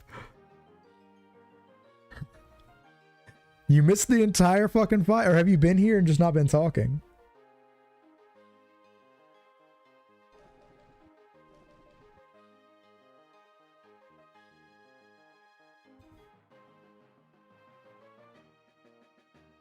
Hey, look. Batman lived. Which means we have a run on our hands, boys. We genuinely have a run on our hands. What? He can't learn it? That's so frustrating. I hope he can learn Surf. I'm pretty sure Quagsire learned Surf.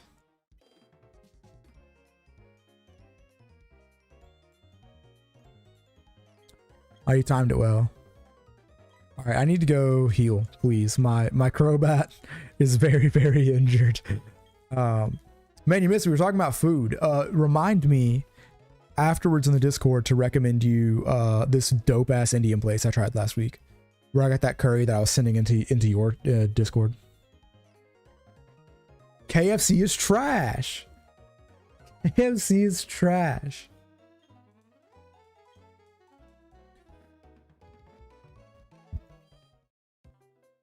Thank you, KD. These people won't listen.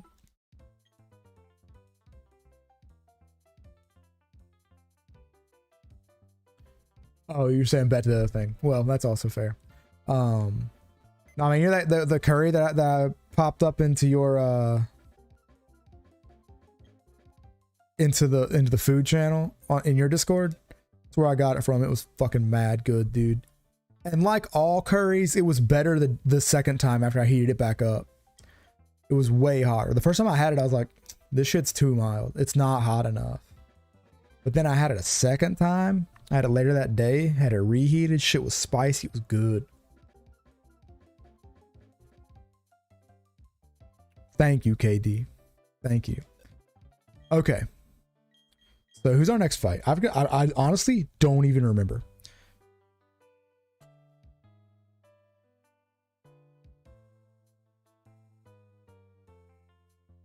Also, the holy shit. I cannot believe what I'm seeing in this group chat. I'll talk to you about it later, Hunting Horn, but holy shit.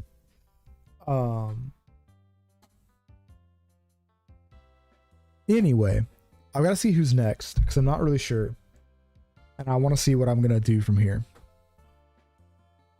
Platinum. Sorry.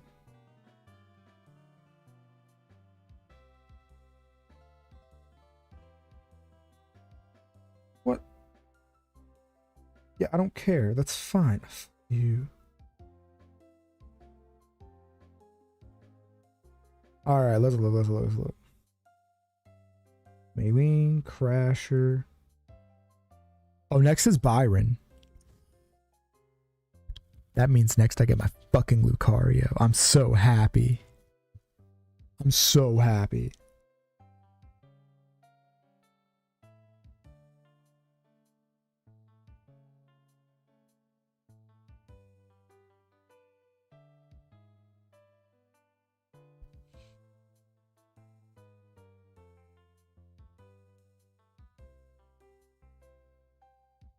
Yeah, different group chat, Yeah, that one. Wait, are you still in that one? You might still be in that one. You were at one point, right?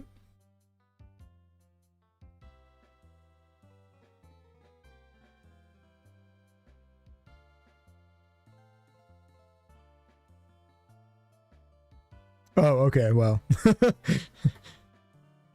Look. Hell hath no fury. Um, but no, it blows my fucking mind. What was just said fucking blows my mind. Yeah, okay, I do remember that. I do remember that.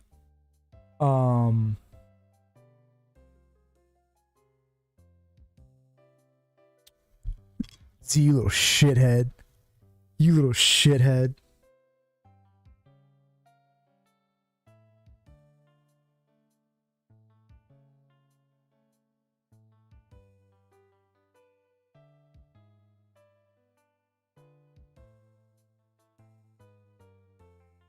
Interrupting me in my stream like this.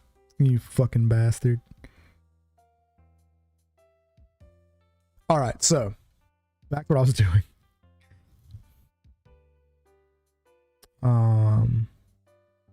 Alright. Yo, why Byron kind of bitch made? Oh my, okay, so level 40, level 41 is his level cap.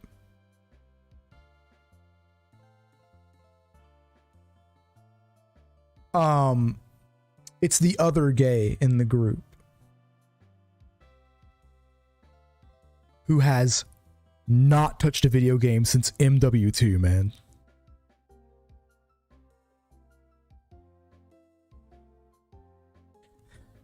Oh look, man, I'm just like walking to Canalave. Is that how you know him? Then sure, I guess. If that's what you know him by, I guess that works. Okay,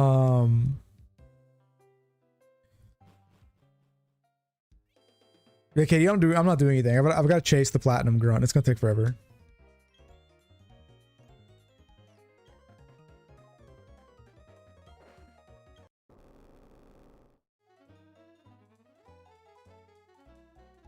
Yeah. Wait, what? 1 second. Whoop.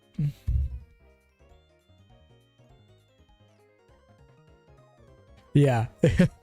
I think the fact that his boyfriend got him into it is fucking hilarious. My question is, do they wail for Zhongli?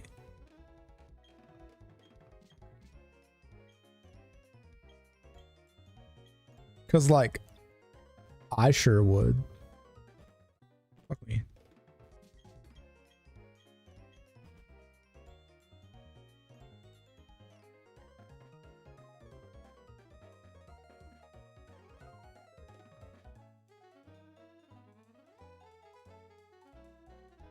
Jesus fucking Christ. You know what? I'd heard the number, but I wasn't sure if it was the actual number or not. That is fucking wild.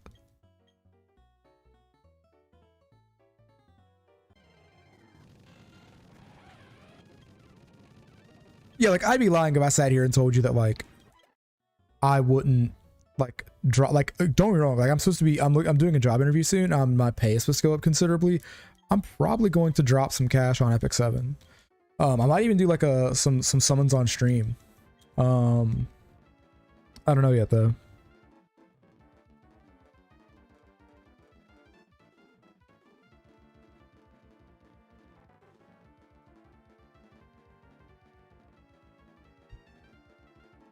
My God, Z. Holy fuck, dude.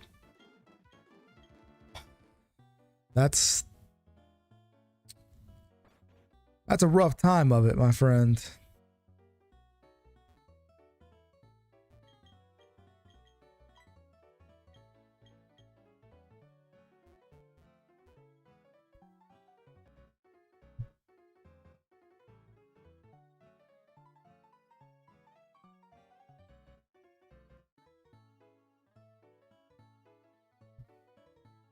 Yeah, it's mad expensive. It is so mad expensive to like roll for a specific character in that game.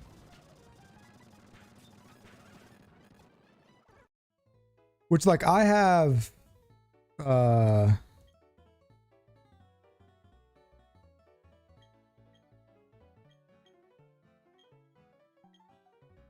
was I gonna say? Oh, I have like mad good gacha luck. Like I have an account on Epic 7 that if I had bought everything like to guarantee the units I have, it'd be worth like 4 or 5 grand.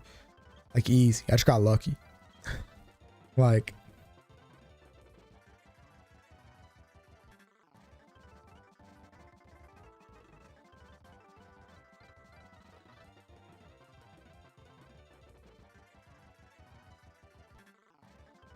and you know, over time, I couldn't tell you what I spent on Epic 7 because my spending, like my spending on Gacha games, what I normally would do is I give myself a budget of about a new game a month, right? It's about 60 bucks, right?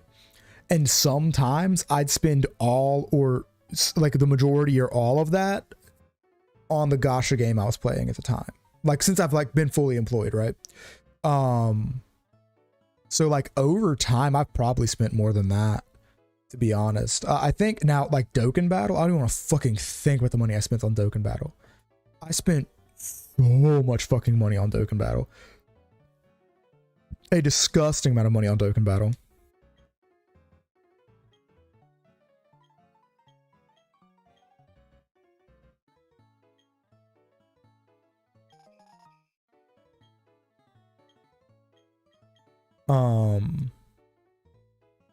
Because like I would drop 40, 50 bucks at a time on that game, and I dropped money. I mean, I played that game for God, I played that game.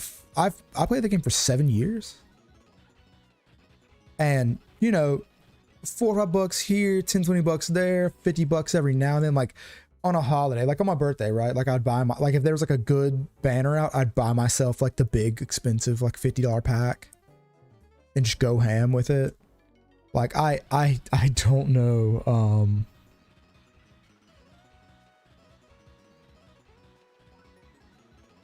Yeah, I mean, I don't like to think about it.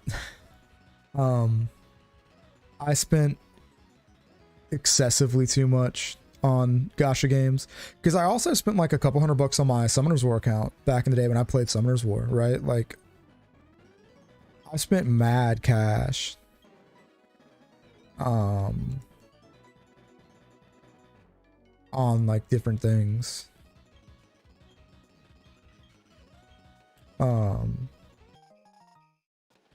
But I try not to spend that much money. Hey man, that's not my place, but that was kind of my thought process on it.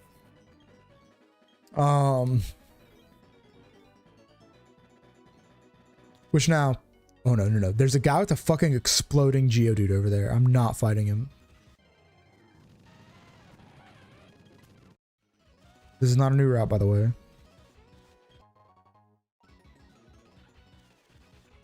Okay. So I don't get an encounter on this route. Oh, I'm not dealing with this.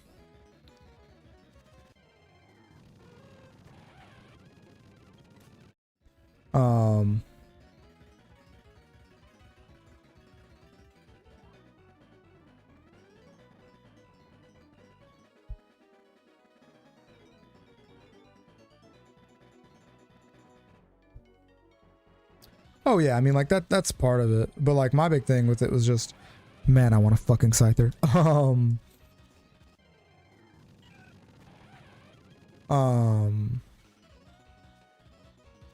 Like I'm kind of a stingy asshole. I don't like spending money. Like I'll buy things. Normally, like what I do is if I'm gonna buy something for myself, I set like a weekly or monthly budget depending, and then I'll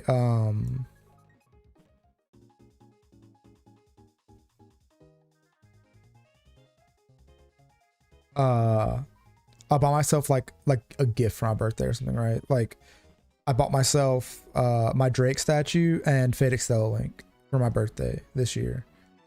And it was just a birthday purchase, right? Like it wasn't, there was no other reason for that purchase. It was just like, hey, this is my birthday, I'm gonna buy it for myself.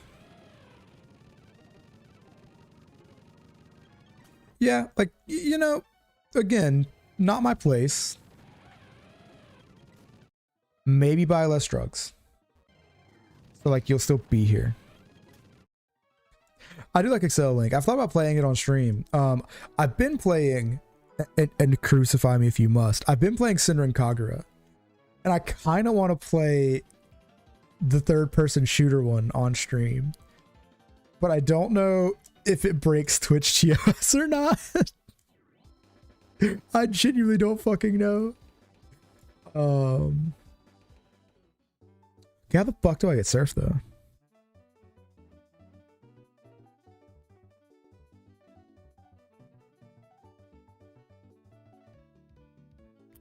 I don't know what that is. Senran Kagura is it's another Dynasty Warriors-esque game like Extella Link is, but the more damage characters take, their clothes take damage, and they end up in, like, they call it lingerie, but it's a fucking swimsuit, right? Like 95% of it's a fucking swimsuit.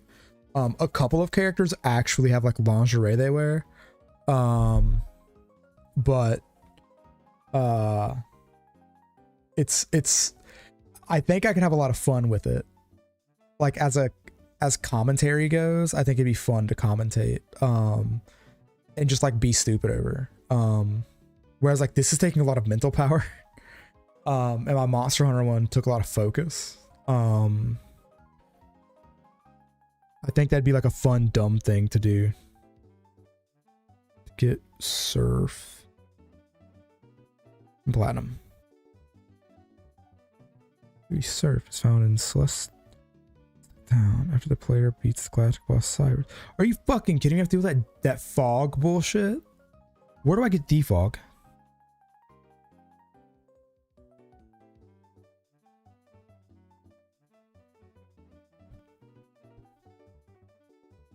Between Route 9 and Route 10. Do I already have defog then? I thought I already did that. Am I just big dumb? No, I'm not big dumb. Can I use fly outside of battle? No, fuck me. Isn't fly stronger than... Yeah, fly's 90. This is 60.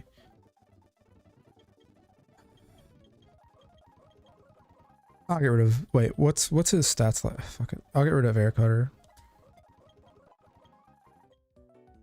Alright.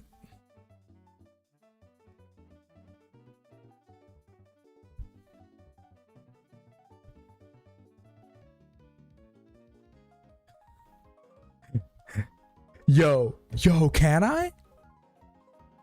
Can I stream the edited version? I will so fucking play a dating sim. Are you kidding me? It'd be so much fun. And I like puzzle games. Motherfucker. So, it's supposed to be like here-ish?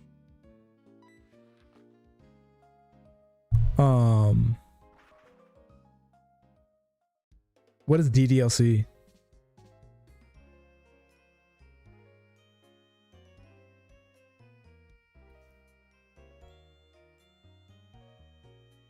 Oh. Is that even interesting if you already know what happens? Like, doesn't knowing about it, like, kind of ruin it? Like, isn't the whole, like, shtick kind of like it coming out of the blue at you?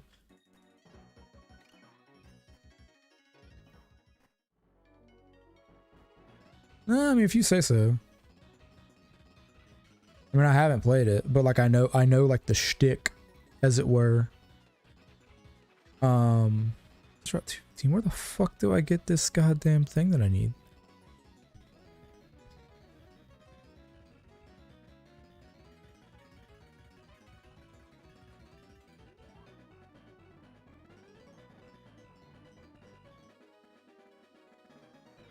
One second. Okay, it's located between Route 9 and Route 10. What?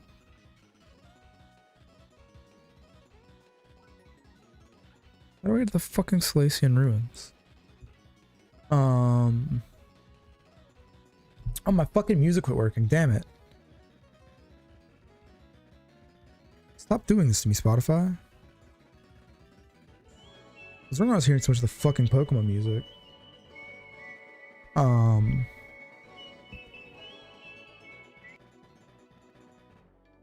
Bro, fucking seriously, just work, you piece of shit. Okay.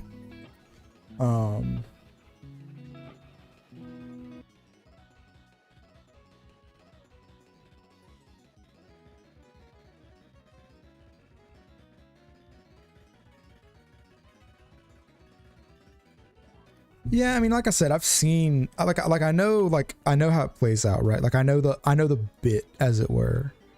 I know that it's like I know all the twists and turns or whatever you want to call it.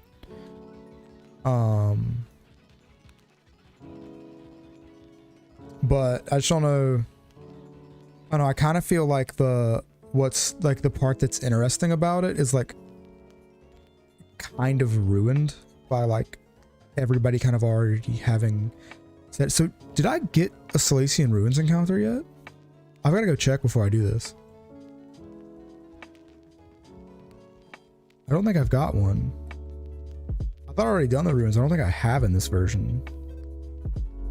That's a good encounter to get. Alright, Old Chateau. Okay, nothing there. Jesus Christ.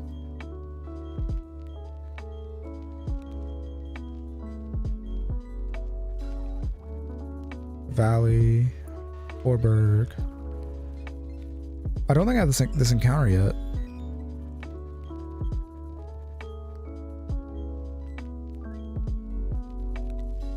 Summary.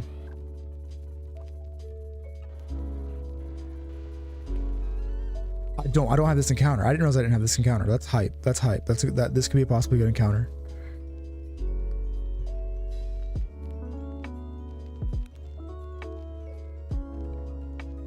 Yeah, that's things like a lot of these internet phenomenon games, they kind of get ruined by like being pre-spoiled for you, you know. And I hate to be that way about it, but like I really do think it kind of like self-destroys, right? Like it self-immolates, as it were. It gets in its own way. All right, let's hope I get like a decent encounter here.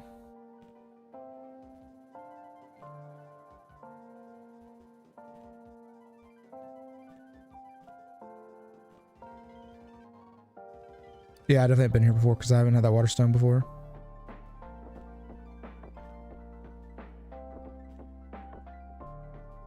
Best trainer RGNA, by the way. Thunderstone, nice, nice, nice. Nothing here.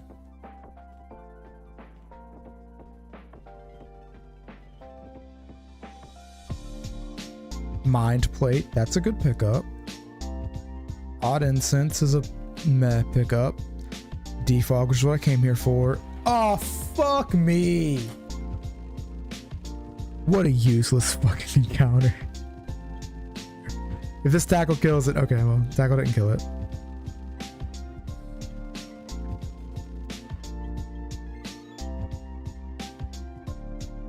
I'm just gonna name it 11. I don't care. I don't care about this fucking thing. Motherfucker, I misspelled it. Mistyped it.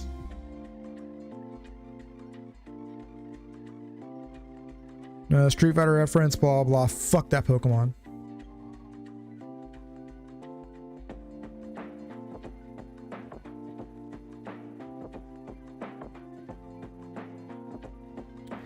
Yeah, but I feel like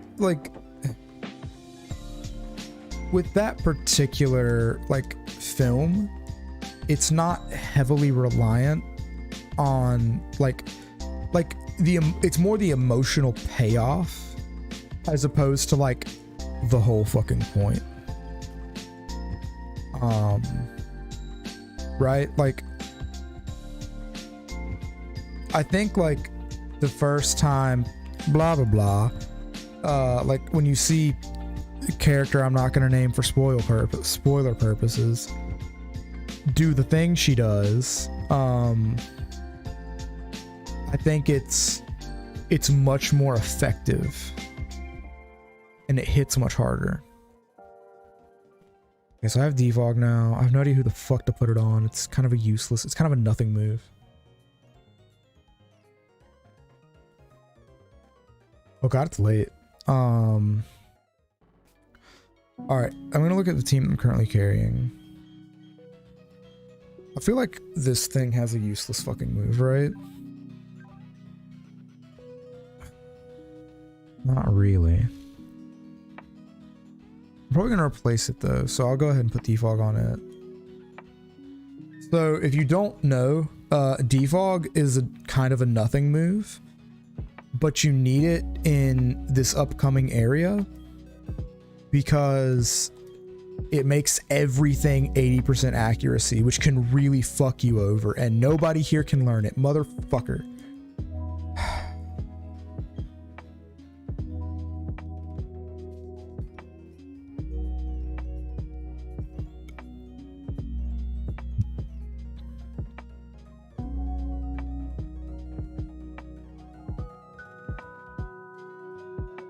I understand that. What I'm saying though is that like I think it's got like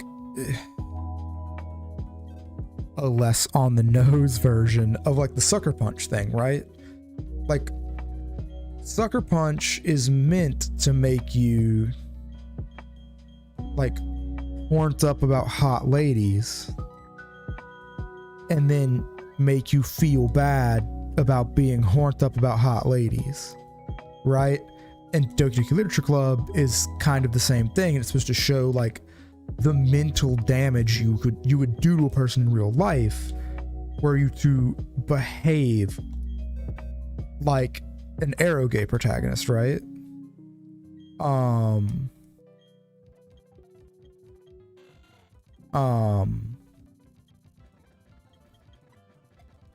Dude, Sucker Punch is super good.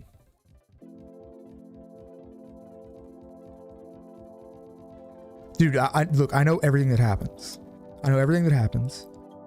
I know about the thing that I'm pretty sure you can't talk about on Twitch. At least not something I don't like talking about, just in general, right? I know about that. I know about Only Monica. I know about like all the stupid like game file shit that they do that God, so many fucking indie developers think is so much smarter than it is.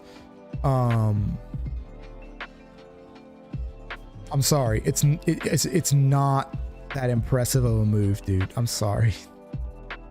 Shit. But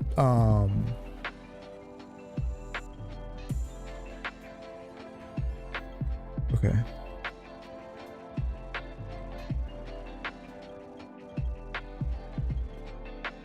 All right. But like I know all the stuff. I just don't like, and it kind of like, I feel like, here's the thing, if like I'd had a couple of things here and there spoiled for me, or if I'd have just had it spoiled that like, oh, it's not like what it seems like on the surface, that's one thing. That is not what happened.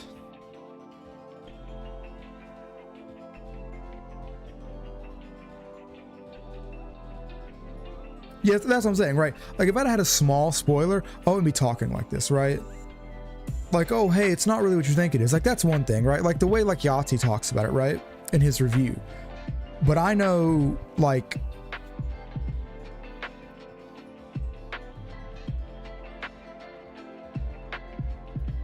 I don't think so. I think it's only in things that, because like, I only think that's true in things that rely on surprising you, right? Because as someone whose mother watches way too fucking much Hallmark and who has seen way too fucking much Hallmark over the years, all the Hallmark movies are the fucking same shit. You know exactly what's gonna happen from the moment they set up the like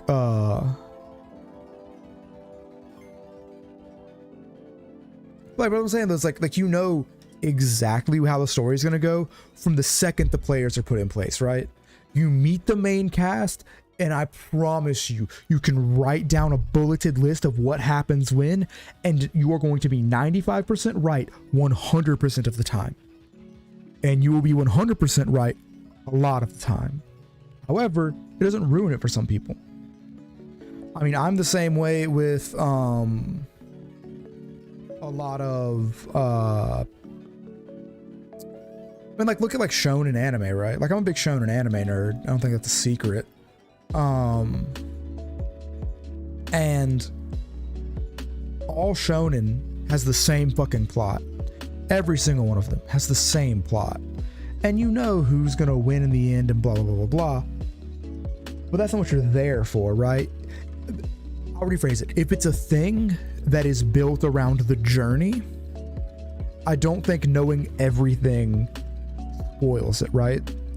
Like, spoiler warning for One Piece. All right, spoiler warning for One Piece. Luffy unlocks a whole lot of extra powers. You have gear first, gear second, gear third, gear fourth, right? Everyone gets stronger. There's a time skip, everyone gets massively stronger, yada, yada, yada.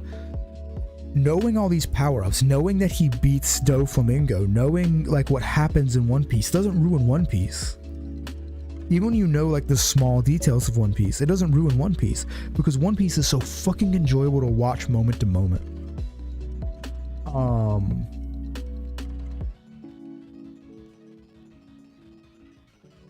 But like, my thing with DDLC is that it's so One Piece is so good. Right, I understand that it's way too fucking long, but God, it's so fucking good. Or like Dragon Ball, right?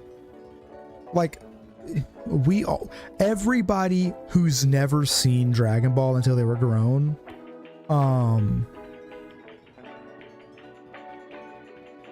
that's weird.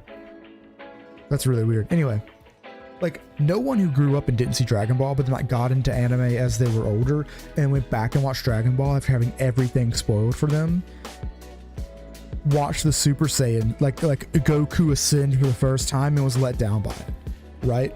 It's just such a fucking good scene. And like I said, it's really not about what happens, right?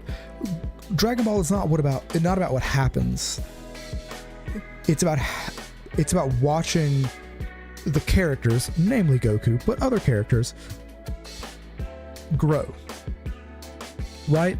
I mean, like Naruto and One Piece, and Hunter x Hunter and Fairy Tail all sit you down at the beginning and tell you, this is how Naruto Uzumaki became the Hokage. This is how Luffy and the Straw Hat Pirates obtained the One Piece. Right? This is how Gon Freaks becomes a hunter and what he does as a hunter. This is how the Fairy Tail Guild became the most famous guild in history. None of it's a surprise. And now, if you know like the specific details of each fight, I think that maybe it can spoil some, like it can make some things less impactful, right?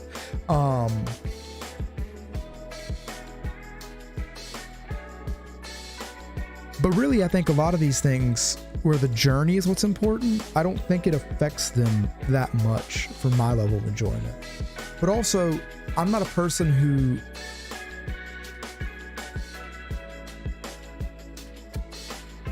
Yes, it does.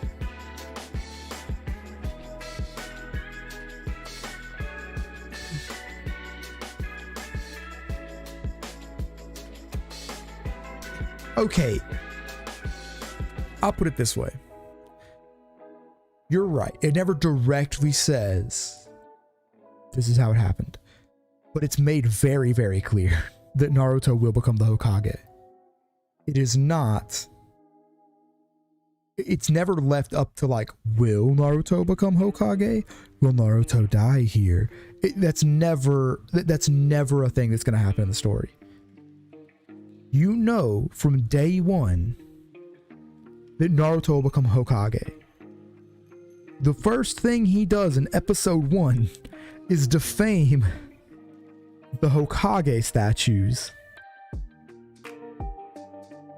And you start to notice one of those looks a whole lot like Naruto. Like, it's very obvious he will become Hokage. Now, yes, One Piece and Fairy Tail and I think Hunter x Hunter spells it out. I know One Piece does. Like, I know One Piece talks about like Luffy D Monkey became the king of the pirates. At some point in the early seasons. But like, it's never left up to like right, like it's never left up to like, oh, will Naruto become the Hokage? It's all about how Naruto becomes the Hokage. And knowing like the major plot points, like I knew the outcome of the Pain fight and like all of that shit well before I watched the Pain fight. Pain fight's still fucking sick. And right now, I'm not saying like I saw it and I went back and watched it again. No. I'm saying I had heard about the Pain fight for years. I'd seen clips of it in videos. I'd heard people talk about it. People that shat all over Talk no Jutsu, which is that thing that Naruto does where he talks all the evil guys into being not evil right before they die. Like I knew about it. And it didn't keep me from really enjoying watching Naruto.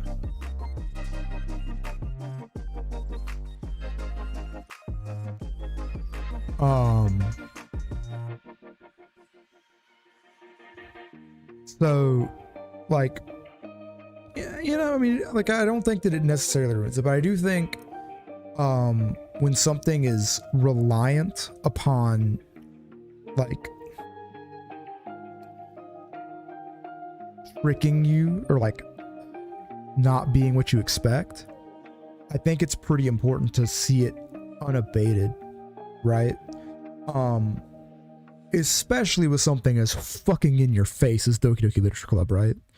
Like Doki Doki Literature Club, because like Sucker Punch I think is like the closest thing like in modern pop culture to it, like analogously, but as far as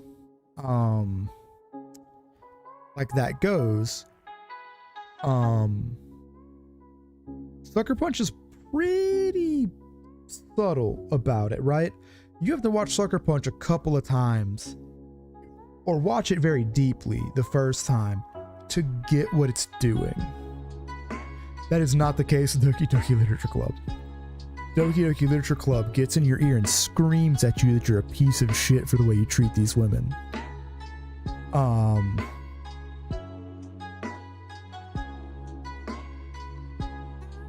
feel like every eroge protagonist is an asshole.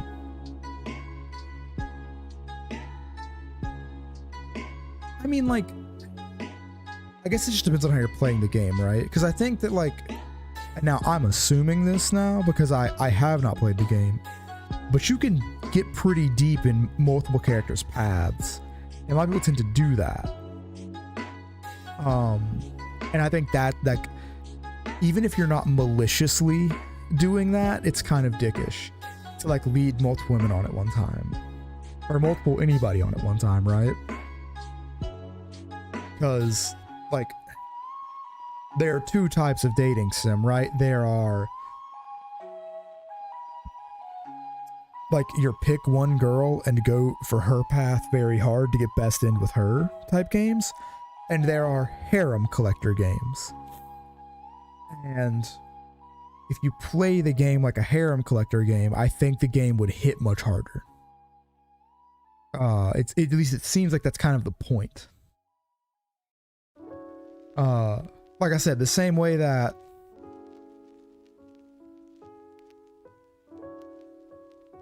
well, right, but I mean that's the way you played it. I don't know if it can be played as a harem collector or not, which, like I said, I haven't played it. But you can play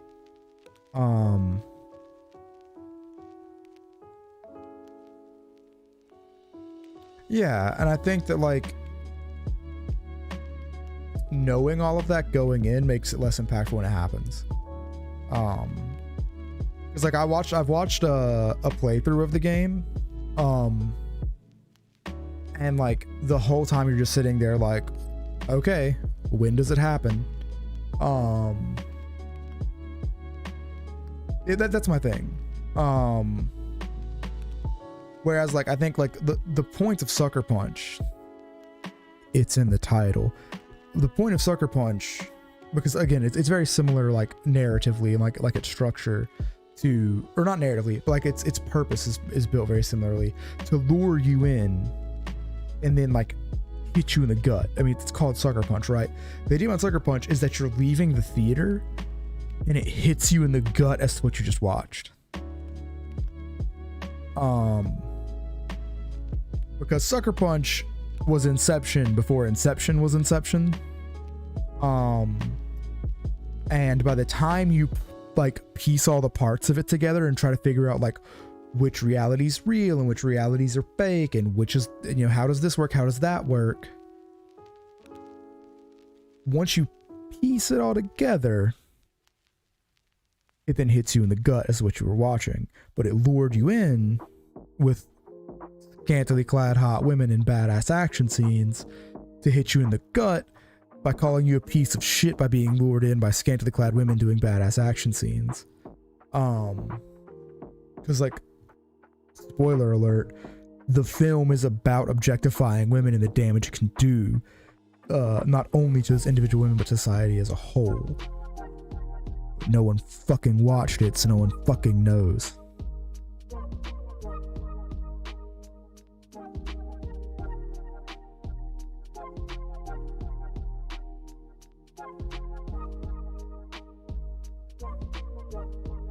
Yeah, which to be fair though, I feel like you could probably say that about, fuck, the 4chan dating sim. That's surprisingly not problematic.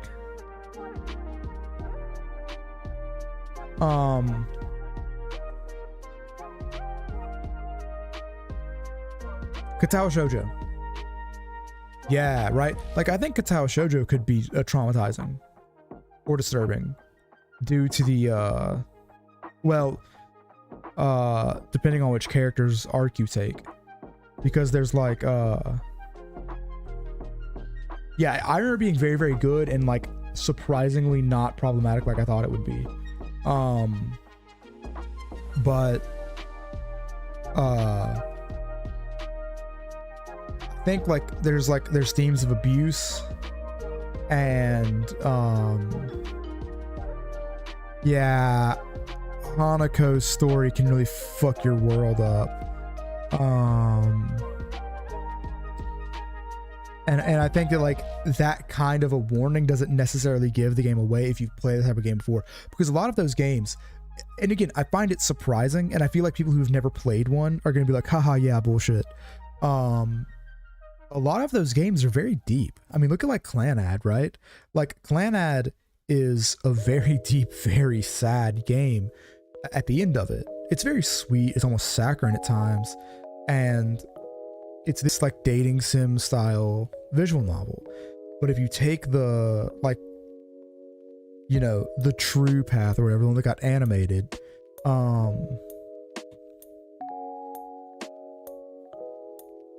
right, like they can be very, very deep. And I think that anything that, yeah, Cries and Fate indeed, right? Like Fate can be very traumatizing, right?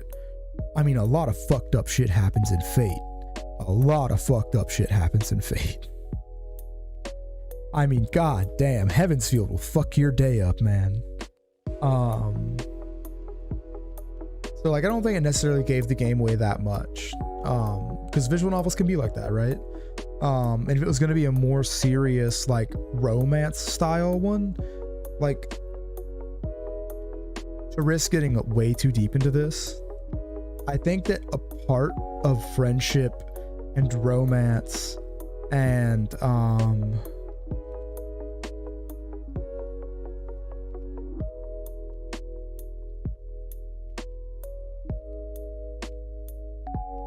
I've already taken mine.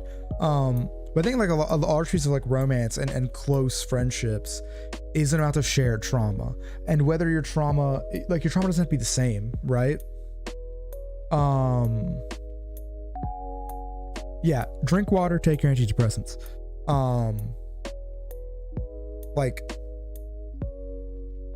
Like sharing your trauma with each other is part of any real relationship. Right. So I think like if you're gonna try to make a genuine romance that I don't know how much I buy that. Like if you're gonna try to make a genuine romance or like a genuine deep friendship, I think that showing that trauma. Yeah, exactly. Those who knew him knew that he was who was indeed not fine. But like,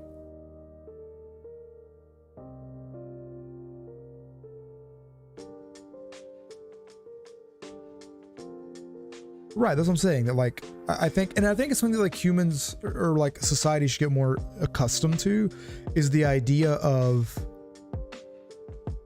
sharing your pain with people and like being able to like being able to bond that way. But it can be very traumatizing for people who are very walled up or who have certain types of trauma that get troped out a lot. So you know, it can be a dangerous line to walk. But it is genuinely getting late and I have work early in the morning, so I need to get off of here. Thank you guys so much for coming by. We beat Crasher, we did it. Had a great conversation. Love you guys and I'll see you Sunday hopefully.